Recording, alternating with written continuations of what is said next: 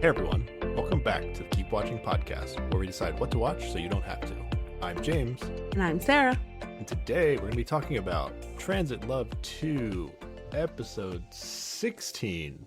Here we go, episode 60 of our podcast, Sarah. Wow. That's a number. It is. It's a big one now. It feels like. I don't know. It doesn't feel like it feels like more and less than 60 episodes, I gotta say. Oh, okay. Feels like we've been doing this forever, but also not that long. I don't know. We've only been covering Korean dating shows for the last, let's see. We've been covering Korean dating shows since episode 27. Oh my god. Wow. We had a couple. So we had like a couple. We had a couple We had yeah. 3 non-Korean dating show episodes. We had 2 WWE episodes and then 1 Ted Lasso episode. Yeah. My God, right. we have been covering Korean dramas. That's more than half the podcast. Or no, it's exactly half the podcast after, Dang. Yeah. or pretty much it's half. Yeah. Oh Okay. no, but you forget that our first episode was also Oh, a but Korean then, dating yeah. show, so that messes it up too. That's true. Yeah. Okay. Well, yeah. So more than half. Yeah. Wow. I think it's okay. just what we do now. Well, this episode of Transit Love 2 is only 2.5 hours, or 2 hours and 37 minutes without commercials. I don't think we emphasized that in the last episode. It was over 3 Yeah. hours without commercials. They were really, I don't know. The last show, it felt like, or with Heart Signal, it felt like they had to stick to a 2-hour time frame and they were padding all the episodes out to do that. Whereas Yeah. this one is just like, let's just throw some more shit in. It could be a 2-3 hour episode. I don't care. Like, it's Yeah. a very different vibe. Yeah, because there was definitely like an under 90-minute episode of one of these Transit Love episodes too. Yeah. So I have no idea how They're all over the the place. TV schedule works with this. But yeah, we got some comments from the listeners. Yeah. Interregnum says words over gifts. Nice. Let's go. That's the only words versus gifts comment we got. I hope we didn't scare away the people that are gifts over words. We might have. We might have by being words over gifts people ourselves. But there you go. Well, Yeah. 3 people words over gifts.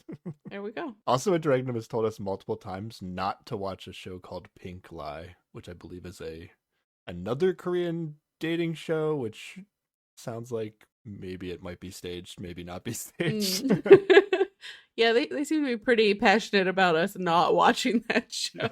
Because apparently it's like a reality dating show where everybody's he do. Oh, that's just like, could you imagine something worse? I can't. That's just awful. Yeah. What would we talk about? We're not talking about he do anymore on this show, right?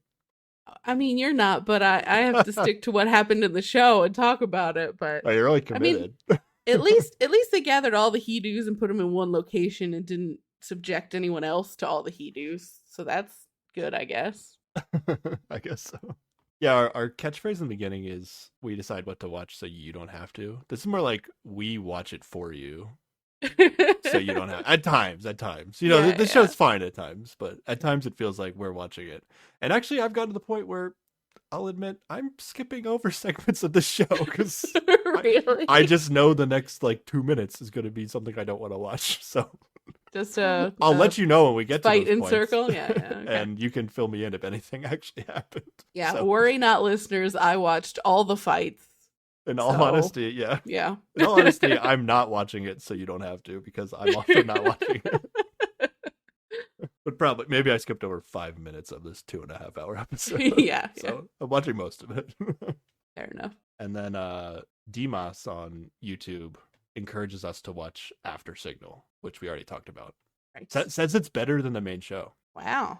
That's I believe that. Like, oh, okay. again, I feel like I made the show better than it actually was. Like by just being like, oh, the show's tricking us. We like now we're gonna get like these people in the end that make sense, and we like the people that we like are gonna end up together. And then it was like, oh no, It started strong. I'll give it that. I think it has a lot more consistently good vibe moments throughout it compared to the show. So, but yeah, it seems like the After Signal show so far. People are saying it's fun, just to like, you know, not really worried about dating necessarily. It's I think it's just following them around and seeing what they're up to and maybe getting some inside scoops about certain moments on the show. I'm not sure exactly what it is, but I think we're going to watch it, right? Yeah, sounds like a good time. Yeah. And then we're talking about, my sister recommended that we watch the live action One Piece that recently came to Netflix, which I intended to watch myself, but I hadn't gotten around to it yet. And then after she recommended, I started watching it, and I'm definitely enjoying it. So I think it's perfect for us because I think it is something we should watch because it's a live action version of an anime. So I know Sarah doesn't want to watch the anime, but I'm curious if she likes the live action version. I think there's probably a good chance. I did like their live action Cowboy Bebop, although I had in the past watched some episodes of the actual Cowboy Bebop anime and enjoyed it. Okay. I have walked past a TV while someone else was watching the One Piece anime before and went, no, this is not my jam. Yeah, no, so, I don't know. You would have to answer a lot of questions from me if you liked the One Piece anime, based on what you've told me about why you don't like animes. Yeah. If people want my hot take on animes, you can go back and listen to our Food Wars episode, which was a particularly ridiculous anime that James made me watch. Yeah. I thought we should just dive in deep. We're only going to watch it one anyway. It's fair. Oh no, we did watch another one because I tried to. What did we watch? We watched Psycho-Pass. Psycho-Pass. That's what it was. Because I tried to find one that I thought Sarah would like, and it was again like if you make Psycho-Pass into a live action show, I think Sarah likes it. I have a ridiculous confession to make. I've actually been watching an anime on Netflix recently on purpose. Oh, okay. By myself. Well, do tell. It's called My Happy Marriage, and it was like, I just want to watch something sad. This girl is obviously going to have a bad time. But then it got weird with some ghosts and superpowers, and I don't know how I feel about it now, but it's okay. It's releasing week to week, so it's not finished yet. Who knows? Deep Dark Secrets, sad girl. Yeah, we'll see. Okay. I mean, if you want to watch some sad animes, I didn't realize that was something you're looking for. I didn't either. It was just a whim the other day, and so now I'm gonna finish it because I started it. Okay. Unless it gets real bad. All right. That looks like it's almost done. Like one episode left. Oh, that sounds about right. I don't know. All right, yeah. So for One Piece, I think we can just watch the whole series. It's like 10 episodes, maybe an hour each. So we can just watch it. We won't go play by play, obviously, but maybe we can go through the key characters and moments and just talk about the world in general and what really it's just about to see if Sarah likes the show or not. Honestly. Maybe if I'm feeling brave, I'll watch an actual episode of the actual anime and then go, nope, not for me. Yeah. All right. So there's two things. I don't know how many things we're gonna need to fill the time. Yeah. Time we finish Transit Love and Singles Inferno comes out. Oh, we got to do the Singles Inferno update. Hold on. Singles Inferno. Do we have a date yet? Oh, it's official. Another season is coming. Oh, good to know. So glad. Eventually, it'll say the actual date on Netflix. But all right, those are two things. We'll watch the After Signal, one podcast episode about all of the After Signal, and then one podcast episode about all of the One Piece live action. Yeah. All right. Cool. Anything else from the listeners, Sarah? Yeah, we got a comment from AH saying, I think Hyungyu actually said in Korean, "See you tomorrow, Nuna." Not Haeun's name. Remember? That makes more sense. Confused why everyone lost their absolute shit over whatever he said to her. Yeah, we actually watched Heart Signal for so long where the people that do the subtitles for that on Viki.com are like actually using the Nunas and the other words like that instead of the names, but I forgot that this other website just like put the names in place. Yeah. And I did not catch the Nuna sound. But yeah, they also told us that there are only 20 episodes with no reunion episode, and the last episode will be around 3 hours again. So who knows what dramatic things will happen at the end. Might be a lot of skipping of yeah, it might be an hour for you. It might just be 2 hours of Hidu and Nayeon fighting. We don't know. Maybe. We'll see. Okay, we'll see. Excited to find out. All right, you ready to get into this a little bit? Let's do it. All right. Episode 15, Sarah. What happened in the last episode? Everybody traveled to Jeju Island, and they went on dates. Most of them were pretty bad. but we did get Yes. some Tae Nayeon times, which was enjoyable. Barely, but yeah. Yeah. It was barely compared to their stuff. It was the only good content. Pretty much. But yeah, so everybody's moved into a new house. They're on Jeju Island for the rest of the show. They then revealed all the exes, and then Nayeon's ex, Hyungyu, arrived and went, I want to date Haeun, and everyone rejoiced. And that was pretty much the last episode. Also, Wonbin and Jisoo are over, is the latest update. I didn't want to think about it anymore. It was so sad. Yeah. I thought it was interesting last episode seeing them, but there's going to be some moments here where their conversations might have been something I skipped over. Oh, no. I was just like, why are we still doing this? But, all right. All right, episode 16. Let's get it. All right. It is still that first night in Jeju. It just seems like everybody went, oh my God, we know things. Now we must talk to everyone about everything. And so it is a whole bunch of little groups of people talking about stuff and then switching it up and talking about stuff. And I don't know that anybody got any sleep after they announced the exes. It's really ridiculous.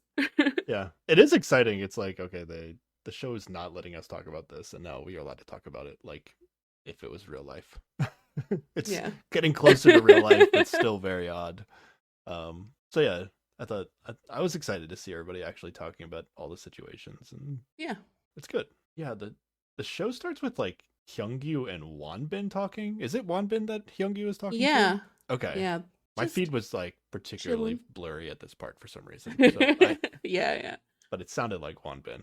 And we find out Hyungyu met Naeun when they were so young, is the quote from the subtitles. Yes. And then he says 21. It's like, you are now 25. You are still like pretty young. Yeah, I'm 25, which could be 23, and I'm pretty so mature now. Pretty mature now. It was in the distant past, so long ago. And they dated. But he also said, they dated for a year and a half, but it was a lot of on and off, so it maybe wasn't that long. And I went, oh no, not another Hidu and Nayeon. Yeah, it doesn't say it's like it's Hidu and Nayeon on off. It was just like kind of like it felt. I don't know. I assumed it was like, are we together? Aren't we together? Kind of on off. Not like we're on and then we broke up and then we're on and then we broke up. I don't know. I don't know exactly what he meant by on and off, but I assumed it was more like that. I don't either, but Hidu and Nayeon have traumatized me in a way where I am now worried about anyone who is coming into this with an on and off relationship. I hope it's fine. But Hyungyu and Wonbin agree that they actually have a pretty similar dating timeline. Yeah. I don't know if Hyungyu has a military related breakup though, but it seems like it could be similar. Like the time that they started dating each other like was in school, and they broke up around the same time period and relatively to the show, it sounds like. So I don't know. Hyungyu and Wonbin are feeling like they're on the same page about coming into the show. And then we actually get the intro music to the show. This has to be the earliest it's ever happened. It's like 1 minute and 25 seconds. This also breaks the formula where usually it's like we come back to the show and it's still the night we left off of. And then once the night is finally over, then we get the intro music. But this night is going to just keep going. But the show finally made me realize like, maybe we should put the intro music like in the beginning of the show. I think they were just excited because they updated the intro with all these beach shots, and you've got like shirtless Tae like coming out of the ocean in it, and so I think they were just hyped about the Jeju Island content. Maybe they were just excited about that. You're right. Yeah. All right. Episode 16 is called "No Secrets," which I guess just means because they let everybody know the exes. Okay. Jisoo and Hidu are gonna talk. This is not a pairing I was expecting. Yeah, we talked about this in terms of Hidu making a comment to like stand up straight to Jisoo in the last episode, but it was like, I don't know, maybe they have been talking, we haven't seen it. Yeah. Oh, but she asks how his date was today, and he gives the world's longest sigh, which seems appropriate, and then switches immediately to be like, Wonbin seems sad, and then she's just like, we're never getting back. Stop talking about it. I'm not getting back with him. Done.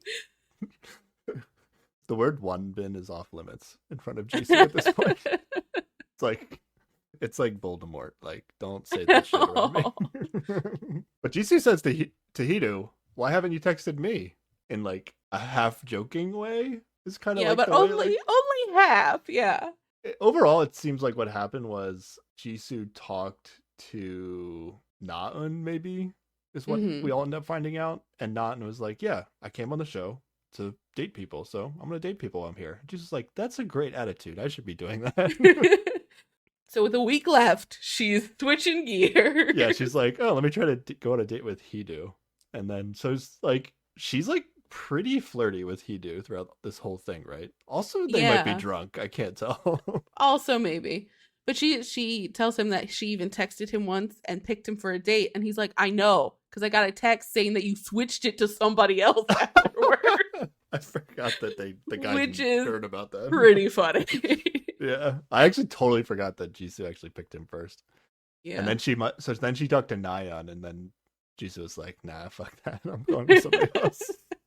In the talking room, which was a good move, except yeah, she's literally dodged a bullet, and now she's like getting back in its path. But yeah, I guess Jisoo's actually interested in Hidu, or like, if you're Jisoo on the show, like, what are her options? Let's think about this. Like, Wonbin's a hell no. She's been kind of like, she knows Gyumin's kind of point in a direction. She's already tried that a little bit. He has been an option that she did not seem to explore, but maybe now is mean like less of an option because he is all into Nan. Yeah. I guess I'm surprised that she's not trying with Tae. That seems like, I don't know. Also, just like, why not just go for the new guy instead of Hidu? I don't know. Also, yes. I don't know. It's just like, how did we get to Hidu as another girl interested in it? And it's like, even now, like, now that I know it's only been like an hour or so since they've exposed the exes, but I feel like immediately their fighting in front of everybody increased exponentially, and like the way he talks to her is now more public, and it seems like this is not the time to jump on the bandwagon for Hidu. Like, yeah, he's displaying himself as a worse person now. Why is this attractive? It's not. Stop it. Yeah, but Jisoo's definitely asking Hidu out here, right? Like, I'm not misinterpreting this. Okay. I mean, she tells him she wants to go on a date with him. She's just like, we should go out on a date. Yeah. For me, Sarah, this is the biggest heel turn of the season. Jisoo asking Hidu on a date right now. Oof. Like, talk about going to the dark side. Jesus. Yeah. Oh my god. Okay, well, rough. I think we got to it. This is the this is it. This is it. I don't know. We'll see. Maybe this is the maybe biggest. It just gets worse. Who knows? Yeah, for me, it's the biggest heel turn. All right. Hyungyu is gonna have the other single bedroom. Like, Tae got one, and the other three guys agreed to be there. But so the only room left is a single bedroom for Hyungyu. Yes.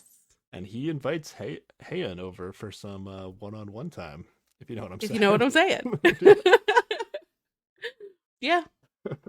Yeah, they show us this like mini flashback of him like really, really making sure the room was like ready for him to like invite Haeun over to the room, like nothing. And not just invite her over, like he had a plan. He's like, I'm gonna, invite her in and we're gonna drink and we're gonna talk and it's gonna be great.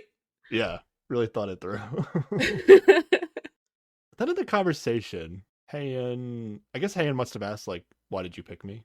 And I guess he didn't want to say like, you're the hottest, or I mean, he did kind of say that. He kind of was did, like, but I was attracted to you when I came in, but I could see that you were thoughtful. And she's like, nope, you're wrong. No thoughts in this head. Yeah. Yeah.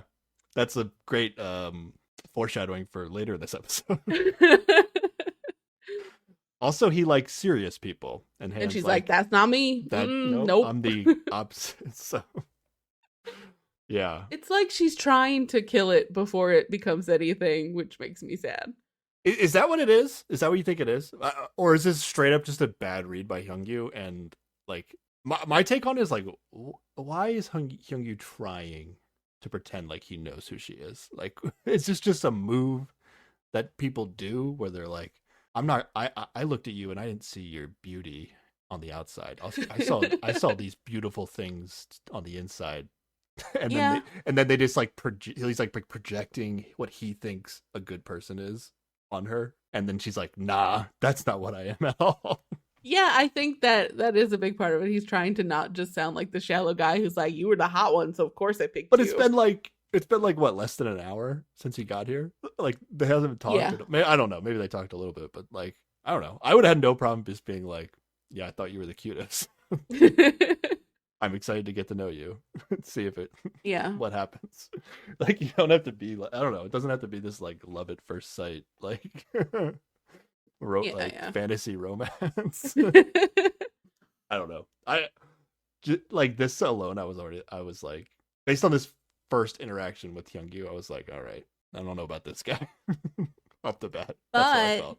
They did accidentally just drop honorifics without realizing it. That's, a good sign. That means they're comfortable talking with each other, and she's feeling good about that at least. Yeah, I was wondering about that. Like, Haeyeon's basically been living without honorifics for that is true. A bunch of days, so I don't know. Maybe that had something to do with it. You're right.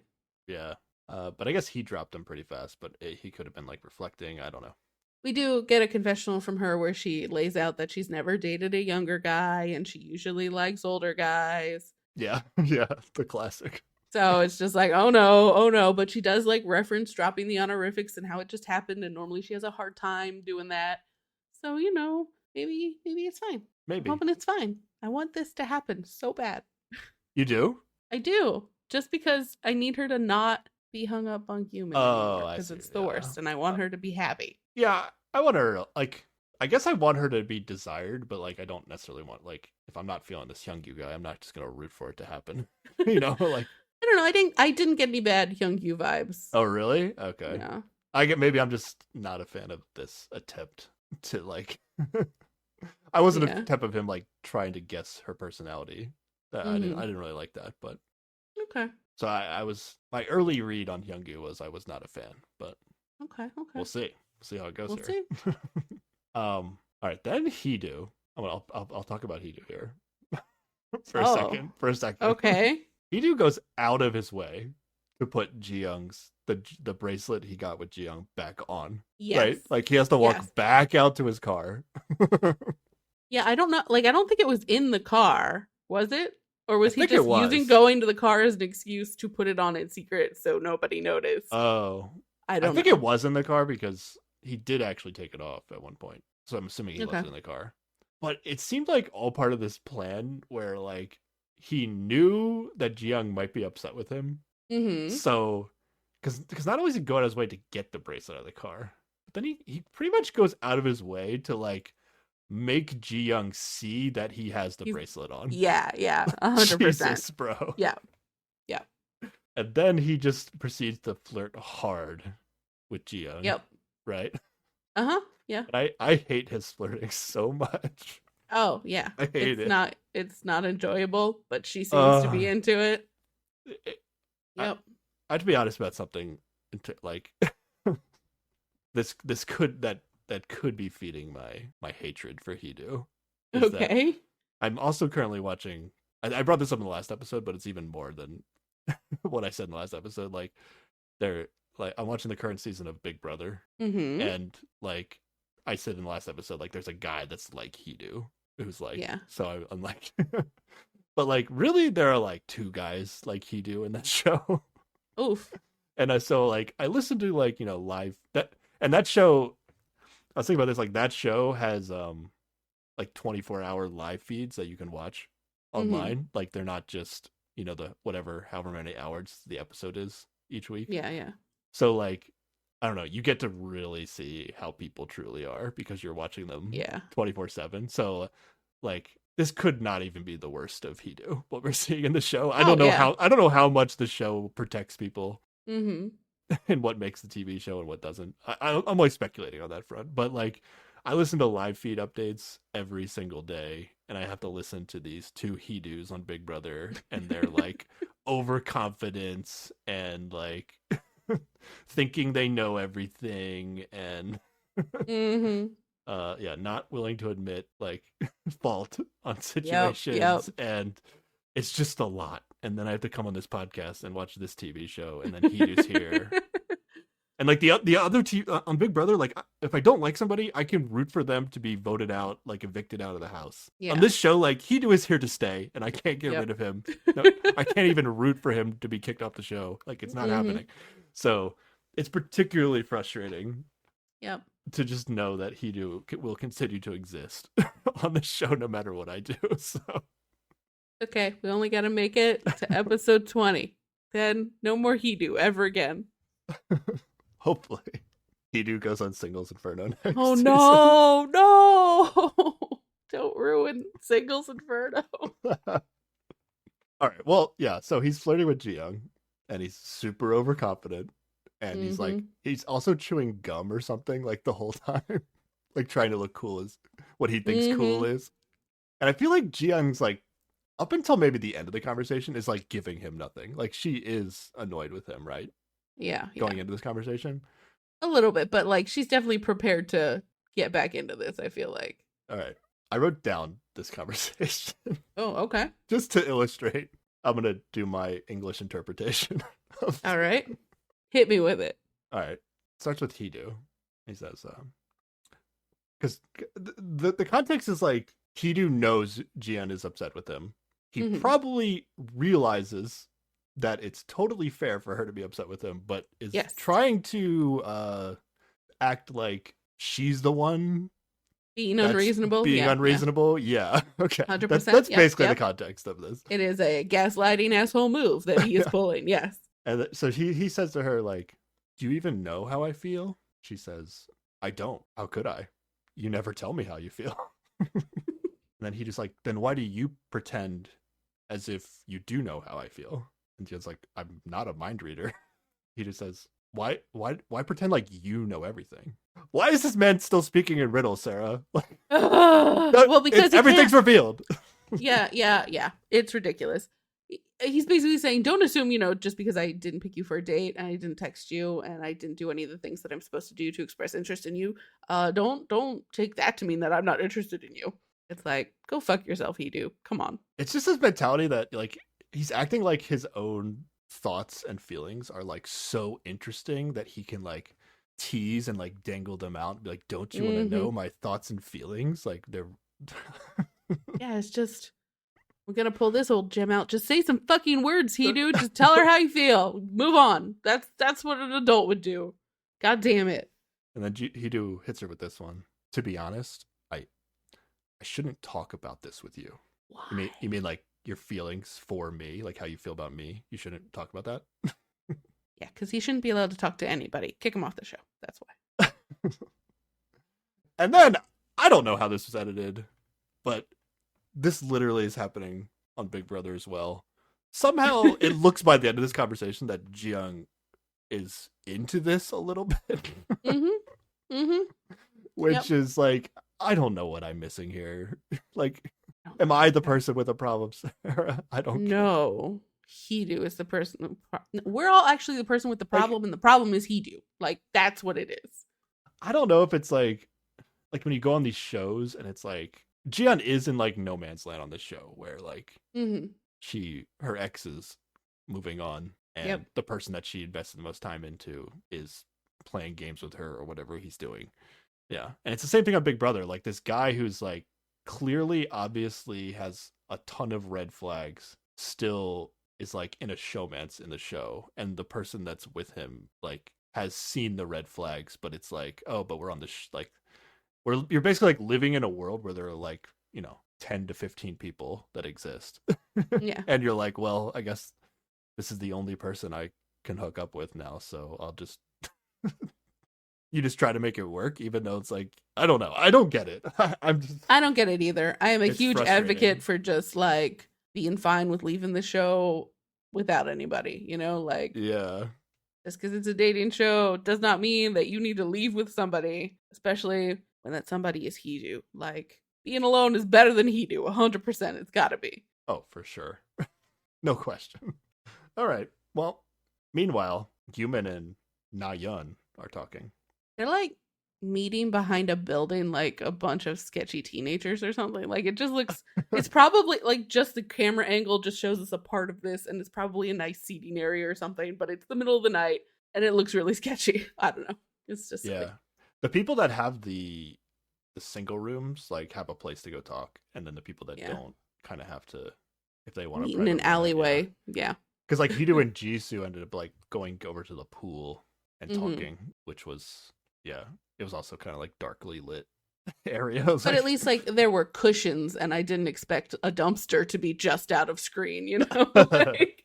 Yeah. But I mean, it's a similar kind of conversation with Gyumin and Nayeon. Or not conversation, but situation. Yeah.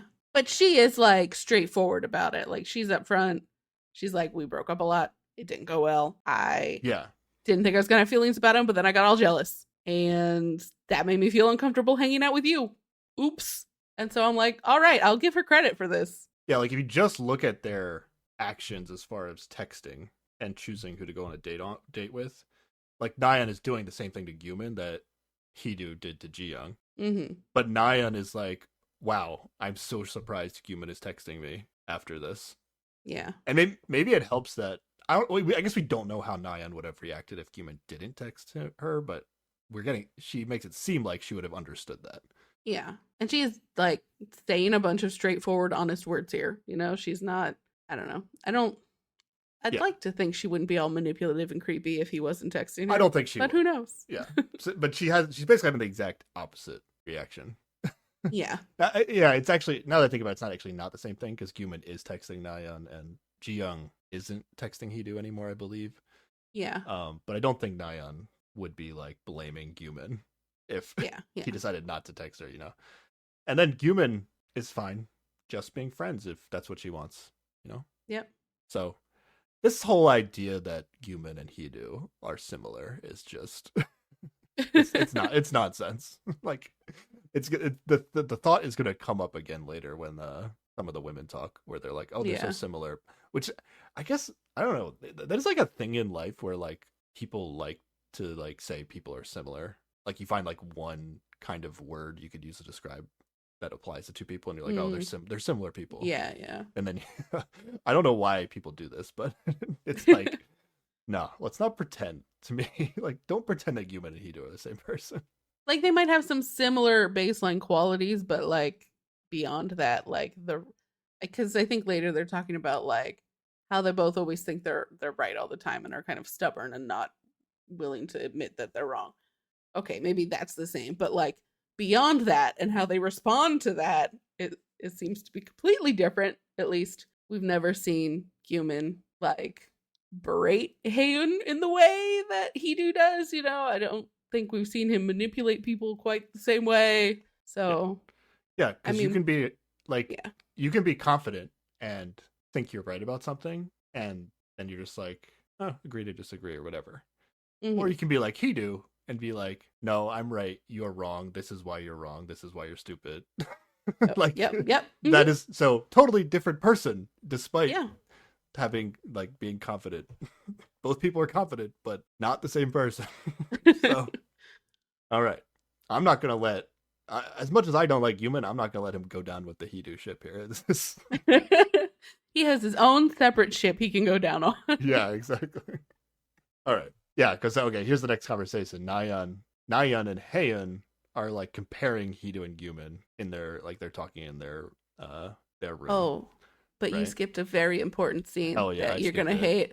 Okay. Nayeon and Hidu are again fighting about the Tae hug, and poor Wonbin is just sitting there going, please stop fighting. We don't need to. Just assume at all moments for the rest that they're fighting. Show, that they're fighting. Like if we're not talking about it, doesn't mean it's not happening. It's happening constantly. I just feel bad for poor Wonbin. He is sad and dealing with his own things, and then he has to deal with these people fighting. Oh no, this could only make him feel better. Like, at least I'm not one of these two idiots. I guess. Like, it could be worse. I don't know. It could definitely be worse. Have you ever been out with like hanging out with a couple and they start fighting and it's just like the awkward, most terrible thing? I have been in that situation. I'm just like, I hate this. I don't want to be anywhere near any of this. Yeah, but that sucks when it's like, oh, I came out here to have a good time, and now these two people are fighting and this is awkward and I hate it. But Wonbin is like having a shitty time himself. And now he's like, well, these two people suck more than me. That's good. I think Okay. this could only be good. All right. I mean, he chose to join their conversation, right? Like I don't know. Maybe you he was see- just sitting on the couch being all sad, and they came in and started fighting, and he's just like, oh, did he not okay. join this on the show? I maybe not. I don't know the order in which they entered the area, but I feel like he like I don't know if you go if it's Nayan and Hidu and it's just them, like nobody's joining that conversation unless you're already depressed and you're like, well, I need to pick me up. I'm gonna go talk to these guys.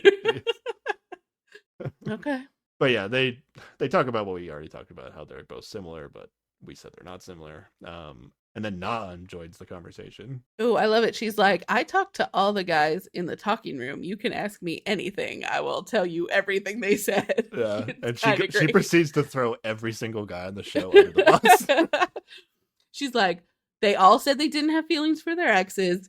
They all had somebody they were attached to, but none of them had made their minds up yet. And I'm like, all right, Nyan. Go off.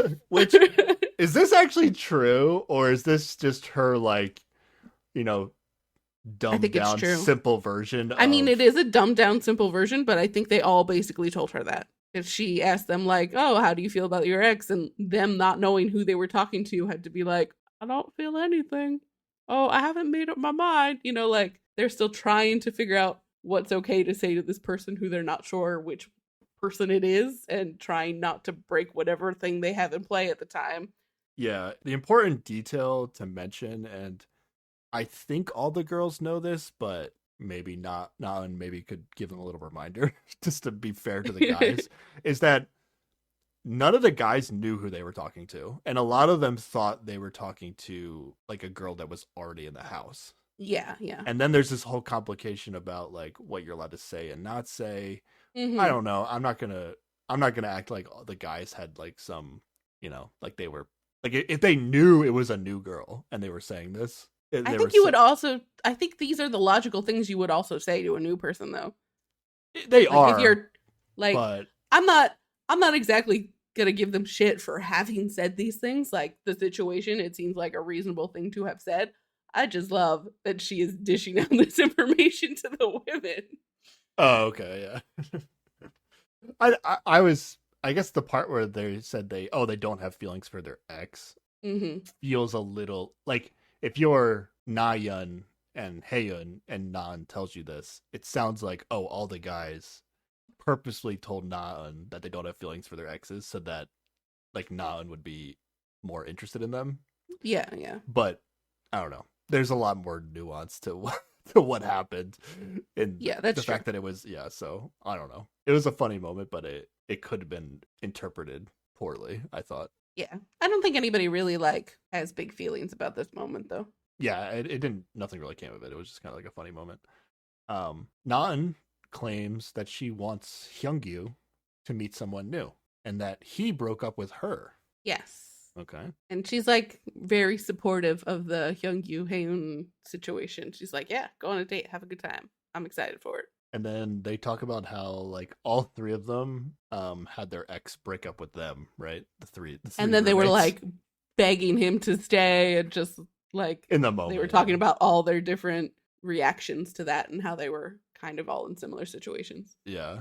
And I guess I don't know, we haven't seen Naeun as much, but were they all talking about how like they haven't been able to get over their ex even now, or was it more of just like in the immediate breakup they couldn't? I think they were talking about the immediate breakup. Oh, okay. That makes sense. I was wondering if just like because it does make sense that this show would like only cast people that like aren't, or they would be trying to cast people that still haven't gotten over their ex. And it's not really a coincidence that all three women wouldn't have gotten over their ex, but exactly. we haven't seen any major evidence from Naeun that, but she doesn't have any like beef with her ex. Yeah. She even describes him like really well. She's like, he's not the type that will go and try and change a girl. He doesn't get angry. If he likes somebody, he just accepts her and it's like, this is who he is. And I'm like, fuck yeah, this is like opposite of Hidu. Love this for Haeun.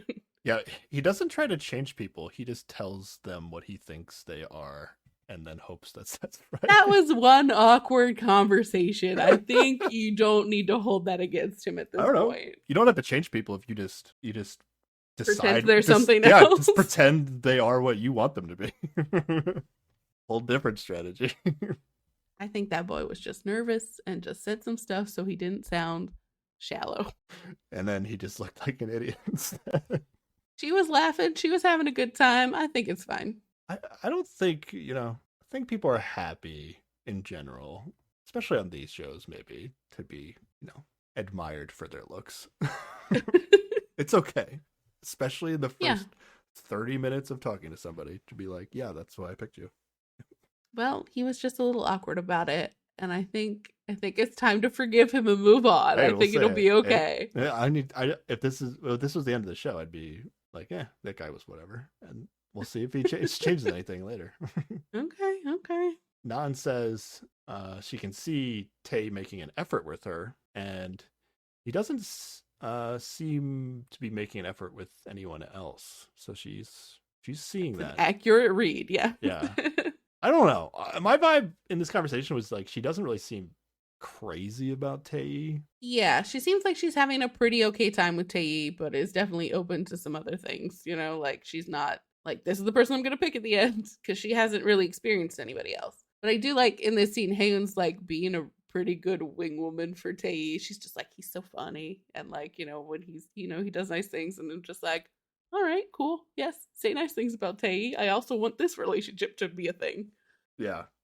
I'm actually full on team Tae now. Yeah. I'm with you. Okay. Because I was thinking about like, okay, what guys are actually like no red flags? I mean, beginning of the show, Tae was some red flags with how he interacted with Yisu, but that was a whole Yeah, I don't know what the hell that was. That was the whole weird thing. Confused. Moving past that though, he's just been a chill guy. Yeah, other than the fact that he smokes, I don't think there are any red flags with Tae, whereas like every other guy in the house, I think there are more significant red flags. What are your Wanbin red flags? I really didn't like when we found out like how he decided that he hated Jisoo. Like it was just like, oh, he believed what his friends said about Jisoo. Yeah. And then he never it was just like Okay. I don't know. I didn't really like that. Fair. Now, there are other people with way bigger red flags than that. Yes. I just think Tae has the least red flags. But if it was me, like smoking is a deal breaker. So it's like it's not a personality red flag. It's just like, I'm not gonna deal with this. Incompatible, yeah. Yeah. And I think Nan says about Tae that she actually didn't start liking him until after their surfing date. So they seemed like, and maybe it was just because she didn't know how to read the teasingness at the time. It took her a while to figure that out. But she wasn't like super stoked on him like when they first met and in person and talked, is what it seemed like. But she's warmed up to him more and more. And then I don't know if she ends up talking about what she likes about all the guys at some point, but we really only get to see her talking about Gyumin.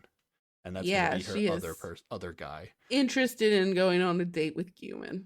Yeah. And the reason I'm skeptical of whether or not she talked about other guys and that they only showed Gyumin is because what's going to happen at the end of the show is that her and Gyumin are going to be going on a date in the next episode. Yeah. So it could be a little bit of the show like cherry picking her comments about Gyumin because it's relevant to the future. Yeah, I think that makes a lot of sense. So I don't know if she's like super into Gyumin either. It's just she's definitely open to dating other guys besides Tae, even though she's I'd say she's fond of Tae. Yeah. Nan and Haeun agree that Tae is hilarious, which is true. I think. I think he's pretty consistently funny. Yeah, definitely more funny than anybody else, right? Yep. These other guys, maybe the whole show, probably. Nan's pretty good, but it's like kind of a like when she's reflecting Tae, she can. They're particularly good as a pair. They're good together, yeah. Tae's gonna talk to Wanbin, and he actually gives good advice to Wanbin, I think. Yeah, he's like, don't treat Jisoo like the old Jisoo. She's somebody different now, and so you gotta approach it like that. Like she's a different person. It's been a long while. Yeah. That comment was so specific to exactly what Jisoo has been saying that I was wondering if Tae had talked to Jisoo. Maybe. Because that's literally exactly what Jisoo has been telling, like, in the confessionals and stuff. Like, I'm not the same person. But I don't know if she ever... I guess she kind of said it to Wanbin already, but... Yeah, she did say it to Wanbin in their big fight. I mean, maybe Wanbin also said that to Tae when he was explaining the whole terrible Maybe, date they yeah. had too. It's like a crazy good read if Tae like had that idea without. But yeah, but other than that, his advice is just like listen to her, and then Wanbin is like, "Oh, I did do that," and then he's like, "Well, if you already tried and it's not working, then I guess you guys aren't a match, and that's okay. Yep. That's okay. That's some great advice. That's okay. I agree. It's okay, Wanbin." Wanbin's issue throughout this whole episode, like he's literally not going to go on a date this episode. He's too like he stays back at the house by himself. Mm-hmm. I feel like his personality, or the issue that his personality is having in this episode, is like he can tell that he is the one that is making Jisoo not have a good time. Yeah, and he like, feels super bad about it. Yeah, like he feels like he needs to fix it. But anything he does to try and fix it is just going to make it worse. Like, yeah. He like can't handle like being like the one that is to blame for something, or in terms of making somebody feel bad. Yeah. And I could totally see this like being a thing that happened previously in their relationship too, where it's just like yeah it's just like we don't need to talk about this anymore, it's okay, like yep, I felt bad about this thing, and maybe it was your fault to some degree, but it's okay, let's move past it. Yeah, but yeah, Wanbin's personality just can't handle this disappointing somebody. Just needs to accept that like things between them are not going to work out, and that he needs to just let her be, because that's what she wants. She wants space to just try and salvage the rest of this goddamn show and go on some dates. Wanbin just needs his friends to show up and be like, "Hey, we heard Jisoo was doing this shit behind your back," and then Wanbin would be like, "Oh, thank God you took the weight off my shoulders. Jesus." Yeah, I guess I can get over her now. Oof. Maybe, I don't know. All right, next day. We're going on to the next day now. We're going on to the next day. Okay. Let me catch up in my notes. Oh, was there more that you give a shit about? There was just Heedu being very rude and just like walking into Jeon's room, and I'm like, Heedu, we don't learn how to knock. I mean, except I like shitting on Heedu. So. You do? Yes. I think by he saying to learn how to knock. He will continue to be awful from here until the end of time. I don't think we can shit on anybody more than that, right? I guess. No, you can talk about it if you want to. No, I mean, that was literally it. I just had to catch up in my nose. Okay. No. Next morning, early at 8:30 in the morning, Youngyu gets up and cleans up the mess everybody left behind, and then goes back to bed, and nobody knows he did it. Yeah, didn't write that down. The first thing that actually happens is Naan wakes up Tae, because they're all sleeping until like past noon. Yeah, because they were up like so fucking late, just going, "Oh my God, we can talk about things." It was probably like noon or like almost noon, and Naan woke up Tae to be like, "Hey, do you want to go surfing at like 1 or 2 o'clock?" And Tae's still exhausted, but yeah, they're gonna go surfing again. Yeah, he agrees. Nice. While still super sleepy. Yes. And then does Naan ask Gyumin on a date? Is this what happened? Like, this is a little weird. She said she was gonna ask Gyumin to go surfing, but she tells him she heard he hates the water. And then they agree to like hang out at a cafe later. But that never actually happens this episode. But that doesn't happen this episode. But she also does it in a weird way where she's like, you should suggest something for us to do. And then Gyumin is like, can't think of anything. And then Naan's like, you should suggest that we go to a cafe. Yeah. I thought Naan was funny with that. But they don't actually go in this episode, so who knows? Yeah. But they're going to end up being on a date next episode. So coincidence. That covers it, right? Yeah. I guess they'll do that then. Okay. And then Gyumin and Naan are going to be going to a bookstore. We're kind of just getting the dates out for the day. Does Heedu invite himself? He does. Yes, he invites himself to go. He's like, "Hey, Naan, I heard you were going surfing. Can I come with you?" And she's just like, "Sure, okay." And then somehow Jiyoung's gonna come here, but I have no idea how she got in the know on this was happening. Unclear. And I when we get to it, I have some speculation, but because the surfing dates, it's a little weird. The dynamics or the pairings that ended up happening on that date. Yeah. But yeah, Jiyoung's also gonna go, so it's a theoretically double date, but it's more of a group date. It's just a group of folks going surfing. All right, let's do the surfing date, right? You ready for it? You don't have anything else, right? Well, I guess I don't. You could say it. There's just more fight. It just keeps happening. It's so bad. It's happening constantly. We don't have to talk about it. It's just like literally anytime they're in now. a room together. But it's like it's really annoying because Nayeon comes in and like tries to like have a teasy, playful interaction with him, and then he's just immediately a shithead to her, and then they fight about it for a while, and it's dumb. Yeah. All right, great summary of every moment in time. But it's like I don't know why she keeps coming in to like try to interact with him. It's just we don't have to talk about done Nayeon either. nothing They're good both not worth talking about. It doesn't to like make any sense. draw her in. I hate it so much. And then but then Nayeon goes to Haeun, and like Haeun immediately knows that they just fought again. And I'm just like, Nayeon like unloads on Haeun, right? Because now she can talk about things. And I'm like, oh, Nayeon's that girl that like will not shut up about her terrible relationship, but will not take any of your advice to leave it ever. Like, I'm like, this is what her friends experience 100%. Yep. They literally told us so.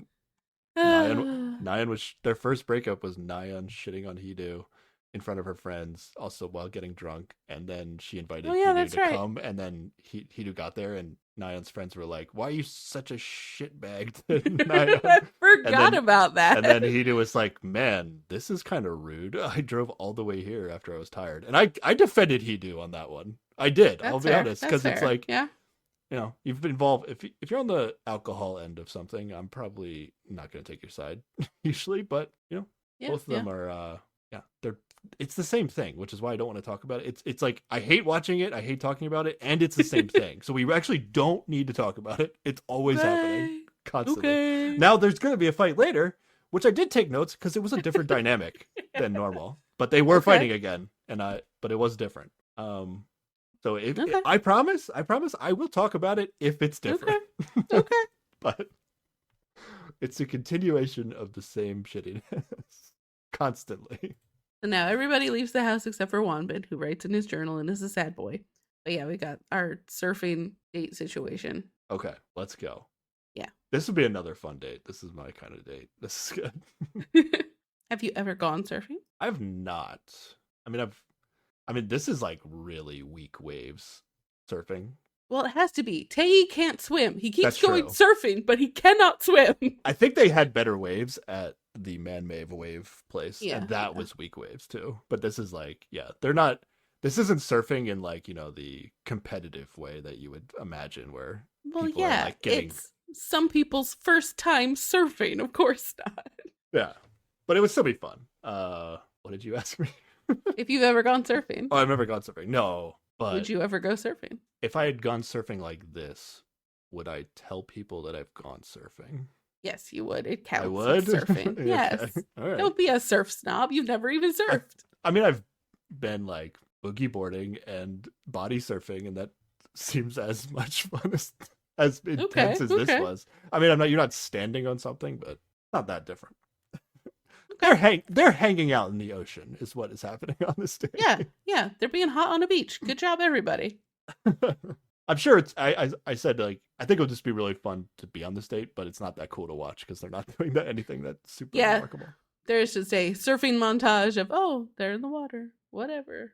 But here's where it got weird to me. So the date weirdly starts out as like Tae and Ji-young group together, and Hedo and Naeun group together. And like, did Ji-young like get herself invited to this because maybe she found out Tae probably was going, and then she got Tae to like include her, and then it's like weird where like Ji-young probably doesn't want to go on a date with Hedo. I don't know. Like maybe also Naeun is like trying to date the other guys too, so maybe I don't know. I don't know why they split up in this way. Also, everybody knows Tae and Ji-young are exes, so I don't know if that's a factor in this as well. I also kind of wonder if she wanted to like try and flirt with Tae for the sake of flirting with Tae, but also in front of Hedo to make him feel some sort of way. Like there's a lot of messy dynamics that could be going on. Yeah, I don't know. It didn't seem like unnatural how they split up. Like I don't know. They just kind of walked separate ways at different times, and it was just like, oh, Yeah. Naeun's walking with Hidu for some reason. I don't know why. Probably because he said some words and they were talking about a thing or whatever. don't Like know. it was nothing. I don't know that it's too significant. We don't get okay. So there is a point where like Naeun on this date is gonna like Tae thinks she's the best surfer out of all of them. So when she gets on the board, she can ride the wave, but she's not the best swimmer, or she's not the best. Or she's so small that she can't like swim against the current very well with the board, especially. Yeah. So she's like, at one point she like drifts into like the rocks, like she gets kind of stuck. Yeah, and then Tae swims over and saves her, Yes. like gets her out of there. It's a nice move. She thinks he's manly now. Did she not think that before? I don't know. She just said in a confessional like he was so manly. Like. Oh, okay. She didn't say that before. She said it now. Yeah. I mean, if you're a guy, you're going to feel pretty cool about yourself if you save someone from some save rocks. a girl from some sharp rocks. Yeah. Yeah. But besides that, like there isn't any direct like Tae Nan interaction on this date, is there? Well, it's just a lot of surfing montage, like. Yeah, but they like split up once. Or every time they show a bit of a split up, it's like Tae and Jiyoung. And Hidu and Nan. It's not a lot. I just thought it was weird. Okay. Knowing that we're rooting for like Nan and Tae, it's like that's what I wanted to see, and we didn't get it, which is weird. Yeah, well, I also think this show is not really invested in people who are having a good, healthy time together. That might be what it is, honestly. And so they're just not showing it. So that's why I have a lot of faith in this thing working out, because the show is like, no drama here. I don't want to show it. The show fucking loves Hidu though, so there's a lot of that. They love his content that he provides. Yep. I'm not gonna say they love him as a person. They love to put him on screen being a shithead. So they must. Yeah, they must be happy with their casting choice. Yeah. If this is what they're showing. Yeah, Tae saves Nan, super cute.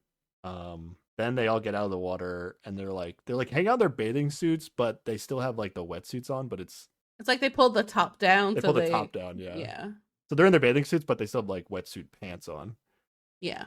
And they're just like talking in a group. Naeun is significantly shorter than all three of them, right? Oh, yeah. That's what stood out to me the most.